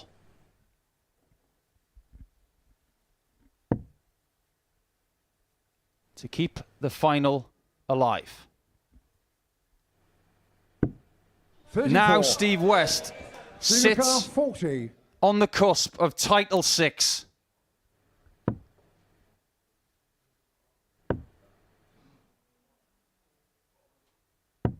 $35. Jimmy Carr, 32. Just looks a little rattled now. What an opportunity for Steve West. Will he come back? We are going the distance. Fly the flag, Jimmy. The crowd are on the feet.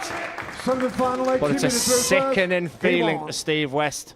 The shoulders have gone down. He's got to get them back up. What a night, Paul. What a night. What an unbelievable 140 that is. My word. How did he find that? 60. This feels almost exactly the same as that semi-final about 3 months 57. ago.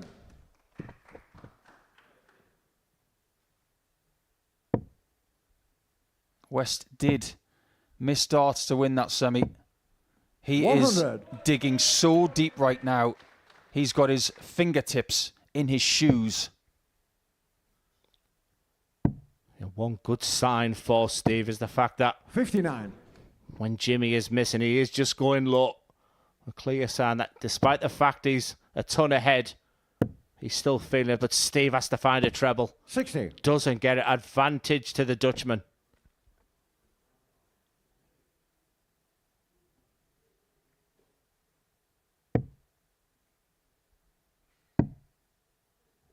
What a transition down to the treble 19. Needs a big score more than ever. That 60 has been elusive 111. in this last leg decider. Jimmy gets a dart to win. And Jimmy does win! And the winner of the Modus Super Series, Series 9, Week 12, it's the Dutch player, Jimmy Van Schie. What an unbelievable night of darts. It's a shake of the hand out from Steve West. He'll be incredibly disappointed. He had his opportunity, just couldn't take those match darts. But for Jimmy Van Schie, he is a crowd favourite. He is a character. He's made his name here at the Modus Super Series. We wish him the very, very best of luck at Lakeside. He's just having a chat with a legend, that is Paul Hinks, who's seen many great games, but what a night of darts. As we look at the tail of the tape, both players were averaging well into the hundreds going into those last two legs there, but 104.44. He showed his class in the final, and to win it with a 111 finish, Jimmy Van Schie is an absolute star of the future. But just a quiet word as well for Steve West. He'll be disappointed, but he will bounce back. Yeah, fantastic performance for Jimmy Van Schie. 104.44 the average in that final. A 4-3 win against Steve West, and it puts Jimmy Van Schie as the latest weekly winner. Now, you see the asterisk next to his name and that of John Henderson. Neither of those two players are able to compete at Champions Week, so we will give you the full lineup before the end of the show. Darius Labanauskas won week one. Andreas Harrison, Andy Hamilton, Kai Gotthard, Paul Hogan, Tom Sykes, Romeo Gerverbach, Jim Long, Scott Taylor and David Davis will all be there. And it has been Jimmy Van Schie who's picked up the week 12 title. A fantastic display in the final to do so. And Glenn Durrant's just joining me. He's watched that thrilling final, Glenn. Look, you mentioned it. You mentioned it about Steve West there, that didn't let it get to him. All through the match, he had a smile on his face, but right at the end, he did start to let the crowd get to him. It did. It was the worrying factor, and like I say, he maybe just wanted something to remind him, but you've got to be in that split second as well. And when you've got that temperament that Steve has, I was similar.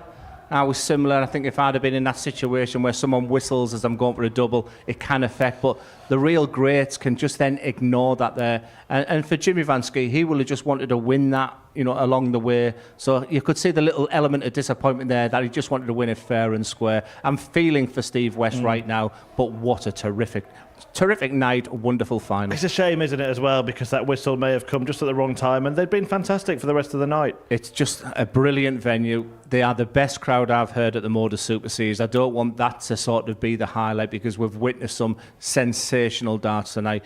Jimmy Van Schie is a star for the future, that's for sure. Or to tarnish the performance from Jimmy Van Schie in that final, that was electric. 104.44. I think going into that sort of seventh leg, I think both of them were averaging over 105. Let's just focus on, the real positives there. I mean, the big winner, of course, was Jimmy Van Schie there, but the crowd, people watching, the Modus Super Series delivered once again, and what's been a special series, mouth-watering next week, can't wait. Yeah, absolutely. And you mentioned it as well. Look, you know better than anybody what it takes to go and win a Lakeside title. What a boost heading to Lakeside for the WDF World Championship. Do you know, once I got a bill for the tickets of getting my family and friends down there. I think if I was Jimmy Van Schie, and I think I'm being half serious here, I'd get this unbelievable Pompey crowd down to Frimley Green, because they could make the difference. Because a similar type of atmosphere at Lakeside. you know, they're terrific. They make him feel 7 foot tall. I mean, he's only 6'11" anyway. Yeah, he's not growing much there, Glenn. Yeah, he makes him feel 8 foot tall, should I say? But yeah, I'd get that crowd down as much as possible. They played their part, but yeah, he's a superstar. Right, let's hear from the Week 12 winner then. Jimmy Van Schie is on stage with our very own Paul Nicholson. Yeah, thanks, Murph. I do have Jimmy Van Schie with me. Jimmy, what a year. 2024 has been an amazing year for you, winning wherever you go, but a third weekly title here in Portsmouth. You must be so pleased with yourself. Yes, of course. I think it's like I played so many good darts this year, and this is just a cherry on the cake for me as well. Yeah. First game of the night, you played against Conan Whitehead. He gave you a bit of a touch up. At that point, you must think, "Wow, I'm going to have to dig deep now." Well, we've all seen that before. Champions Week, finals night, 4-0 lose against Connor Scott, and there I am in the final. So I did that again today. What does this place mean to you? Because when we first came here, we didn't know a great deal about you. We know that you won in Romania. You were on a really big fast track for what could be an amazing year. And we know that you're going to Lakeside in the next day or two. Your confidence must be sky high right now. My confidence, of course, is sky high because everywhere I go, and I put a good performance in, and I went without expectations to this one because I saw my group and it was like, oh, this is a tough one, really a tough one. So much quality players in this week, and I just saw it like a good practice for Lakeside, you know, and to end up and win it, very happy with that. This week you've done a lot of new things, a personal best average on the stage. You've won Group A for the first time. This might be the last time that we see you in Portsmouth, because if you go and win Lakeside, for example, if you then go to Q School and then go to the PDC Pro Tour, do you have a message for all of your fans and for Portsmouth and for everybody around the world about what's happened here? Because this might have been your last match here. This has been the stage where I enjoyed it the most. The fans are absolutely fantastic for me, of course, and this is here. It gave me a lot of confidence. I always want to play here, and this means the world to me to play here and to win on a stage like this. Yeah. Just a word on your opponents tonight. I'm sure the practice room was full of masculinity, a little bit of testosterone at times and some focus, but you've had Conan Whitehead as an opponent tonight, Steve West in the final. You guys have become very good friends. Any words for Steve? Definitely, he's a fantastic player. I love him to bits, and I want to play a real final with him again, trust me. Well, we won't let you wait any longer. I know we're not going to see you at Champions Week because you're going to Lakeside, so maybe for the final time, but for the third time, that is yours. Jimmy Van Schie is the winner of week number 12.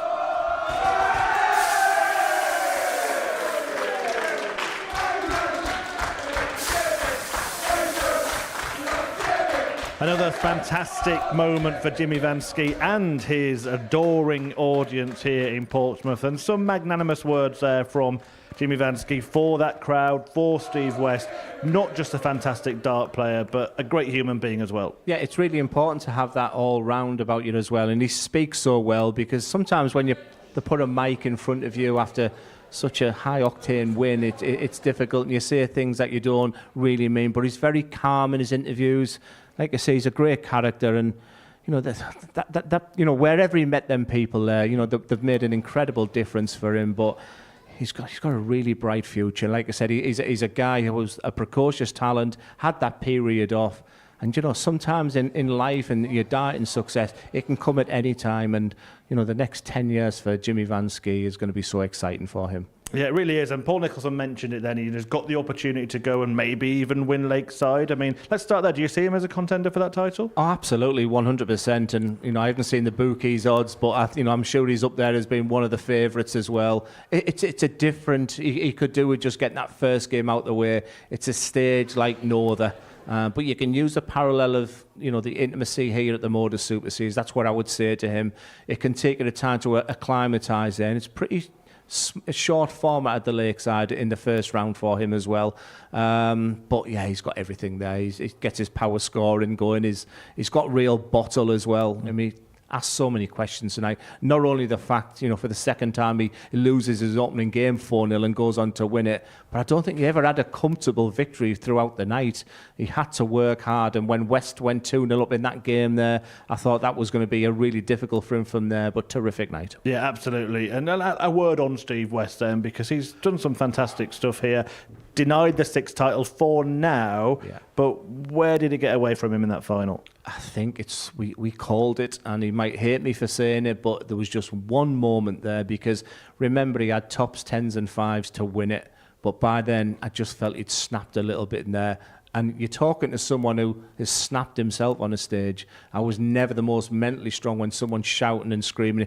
I go back to a game with Scott Waits I had at Lakeside where the crowd turned on me, but rather than be mature about it, I threw my toys out the pram. So I not just saying what I preach here, but Steve will be frustrated when he looks back at that game. It's a real big missed opportunity. I'd even had my sort of winning line of 6 of the West, so I was ready to say that at that point, but delighted for Jimmy. Yeah, Paul Nicholson's rejoined us. He's just been talking to Jimmy Van Schie downstairs. A really good interview, actually, Paul. But, I mean, you were glad you were talking to him and not Steve West, because he left the stage fuming, didn't he? Well, that's how much it means. Winning is very important to people, and coming second, it's horrible. To some people, finishing second in a week like this, they might see that as a win, but not Steve. When you've won 5 weekly titles and you want to try and have that chance one more time in 2024 to get the one thing that's missing, it will suck. It's as simple as that. And he's going to play the influencer event tomorrow. And I think what he will need tomorrow is just to play with a little bit of fun, because today will hurt, maybe even more than that semi-final against Jimmy in the previous series. But we're just saying to Glenn, he did throughout the majority of that final play with a big smile on his face. It seemed that he'd chosen that approach. That's how he was going to deal with it. But in the end, he just couldn't kind of keep it out of his mind. No, I don't think so. You look at the double top. It wasn't far away, but the double 10 was. And unless you've been in that situation yourself, you can't understand what it's like. Because we're talking about a game of millimetres, and it is played between the ears before you even get into position. I know the dart at double 5, it was decidedly uncomfortable because he just knew that he was under so much pressure. You mentioned Paul to Jimmy. It could be his last. That could be the last checkout he ever hits on that stage. What a moment it would be if it is. I think I had to ask that question, because the thing is, when Luke Littler left this place, we knew where he was going. So he came here, he presented the trophy to Jim McEwen. We said, all the best, Luke. We know you're going to be a superstar. With Jimmy, we don't know what's happening next. He could go and win Lakeside. With shots like that and form like that, he can win that tournament. But when it comes to Q School at Kalka in Germany in January, if he plays like this, he will breeze Q School. He will go through that like a knife through butter. Right, let's just show you the winners from Series 9. We've had some fantastic weeks. Glenn, Paul, you've been here for plenty of them. So just before we reveal the lineup for Champions Week, any standout week for you there, Glenn? Oh, so many. Andreas Harrison smacks out straight in front of that page. I think when you look at Modus Super Series, he's a name that you think of. Mine goes back there.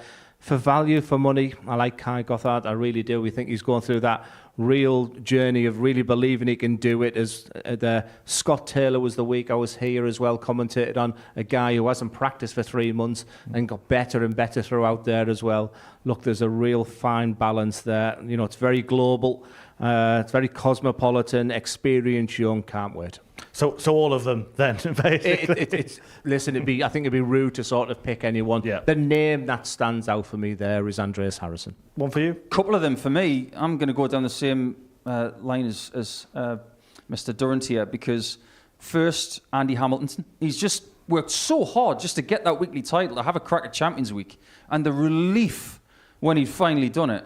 But then the other side of the coin is someone who'd never been here before, and he's dangerous. That's Romeo Gerbevats. look at what he's done since he won that. He has won the Eastern European qualifier to go to Alexandra Palace. He is someone who has got huge ambitions, and he could put Croatia further on the map as Boris Kruchma. So watch out for him next week. He's going to be super dangerous. And of course, Andreas Harrison could do what Steve West couldn't, be the first to 6 titles next week. Now, Steve West will not be able to do that. He will not be going to Champions Week. We can now give you the full lineup for Champions Week, and Andy Bolton has taken that final reserve spot. So Bolton and Coulson, the best runners-up from the series, will start in Group C in the absence of Henderson and Lakeside-bound Van Schie. Paul Hogan joins them. Hamilton, Davis and Goddard in Group B. And Group A, Tom Sykes, former series finalist, of course, Darius Labanauskas, former winners in Andreas Harrison and Scott Taylor, Romeo Gerverbach and Jim Long. Couple of runners-up getting that second chance. They could make the most of it. Of course they could, because look at the quality of them as well, and in particular Andy Bolton. But for a moment there, I was hoping you were going to say it was Steve West, because he was averaging over 105, 106 in that final. I thought, is he doing enough to sort of get that average right up there? But yeah, it's not a bad reserve to get in Andy Bolton. Absolutely, Paul. And we saw it with Jacob Taylor. He was a runner-up, wasn't he? And ended up being the runner-up on Champions Night. It can happen. Thing is, all you got to do is get to Champions Week, and then you've got just as much of a chance as anybody else. We've seen people who haven't won their week go and have fabulous times of it in week 13, but I get the feeling that next week has got a little bit of extra grandeur to it, because it's the last Modus Super Series week of the year before we go to the ADC Global Championship as well. And in particular, if you look at Andy Bolton, who is the ADC Championship Tour champion now. He's actually won on this stage this year, actually in the last few weeks. Can he take that confidence into next week? Well, Champions Week gets underway on Monday, but we have got some darts for you tomorrow. And Glenn Durrant is going to be out of the studio and on the stage in the Influencer event, Glenn, the Champions edition of the Red Dragon Modus Super Series Influencer Dart Showdown. How much are you looking forward to it? On a scale of 0 to 100? 1. No, listen, I'm going to go and try and have a little bit of fun up there. I think that's what it's all about. It's been a massive success to the Modus Super Series. Tickets sold out very quickly. You know, the influencers are playing a big part. You know, it's their day. If I can play my part and have a little bit of fun and, you know, hopefully win a game on that stage to stop you ribbing me there. But I'll be giving it everything. And we heard that fantastic news. Jaden Walker in the back of that picture there, the 12-year-old sensation who's going to be playing in that event, beat Luke Humphries, the world champion and world number 1 tonight, 102 average across the city here in Portsmouth. It's all Luke Littler's fault anyway, because all these kids coming through, they've seen him in the last 2 years and said, I can do that. And we're finding these players because they're coming with their £2 ticket on a Saturday night. They're saying, I can get up there and I can do that. And it just so happens that Angry Ginge was tagging him in to try and take a check out. Now Angry's going to be playing with him tomorrow. So he's going to be cock-a-hoop that he is in that kind of form. Absolutely. Glenn Durrant, one of the influencers. Oh, no, you're one of the dart players, aren't you, tomorrow? Ouch. I need to win some games tomorrow, Dawn. I need to stop this ribbon. But it's good fun, isn't it? Look, it's been another sort of addition to the Super Series, which continues to grow. We had the fantastic announcement earlier about the Pluto TV partnership. Viewers will be able to watch for free around the world, 24 hours a day, darts content, including the live Modus Super Series. Fantastic stuff. And the Influencers event have been part of that growth. Listen, the Pluto TV has been another huge highlight tonight as well, you know, to get that announcement out. But the influencer just behind the scenes, the hard work that goes on behind. I mean, some of the camera shots and everything that we're doing, it's a real team event, and you just feel that tomorrow is part of that. And one thing we haven't said, it's for an unbelievable charity as well. So let's raise loads of money. Let's have a fantastic afternoon of dart, and, you know, let's just do it. Yeah, Jack Dowding Foundation is that charity, research for juvenile diabetes. Paul, only one place to end, really. This place has had a massive influence on a certain Jimmy Van Schie, and he has kind of put the fear into a lot of people this week and in the future. Yeah, he's played on the Pro Tour this year as a substitute player. He's played on the Challenge Tour. He's won there. He's won almost everywhere he's gone in 7 different countries on the WDF Tour. He's won here 3 times this year. My word. I mean, Steve West did get 4 weekly titles in a year when he first came here. Jimmy could have won 4, but he decided to only win the 3. but everybody knows who Jimmy Van Schie is now. And when you're talking about people going to Q school who could possibly get through, he's going to be at the top of everybody's lists. Absolutely. Thank you, gentlemen. Let's have some fun tomorrow, 3 p.m. here on the Modus Super Series YouTube channel. The Champions edition of the Red Dragon Modus Super Series Influencer Dart Showdown gets underway, including that prodigious 12-year-old talent, Jaden Walker. He is going to be one to watch in the future. Tonight, though, belong to Jimmy Van Schie. And Monday morning from 9:30, Champions Week gets underway. Goodbye for now.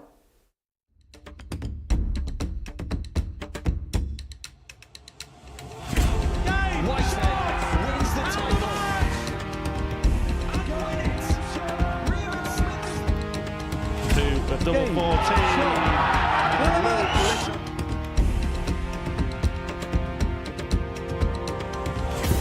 It's double shots and the match. Game, shots and the match. Game, shot and the match. Side for the win. Absolutely incredible by Andreas Howson. Yes, he can! Marvin is the man! He wins Super Series 8!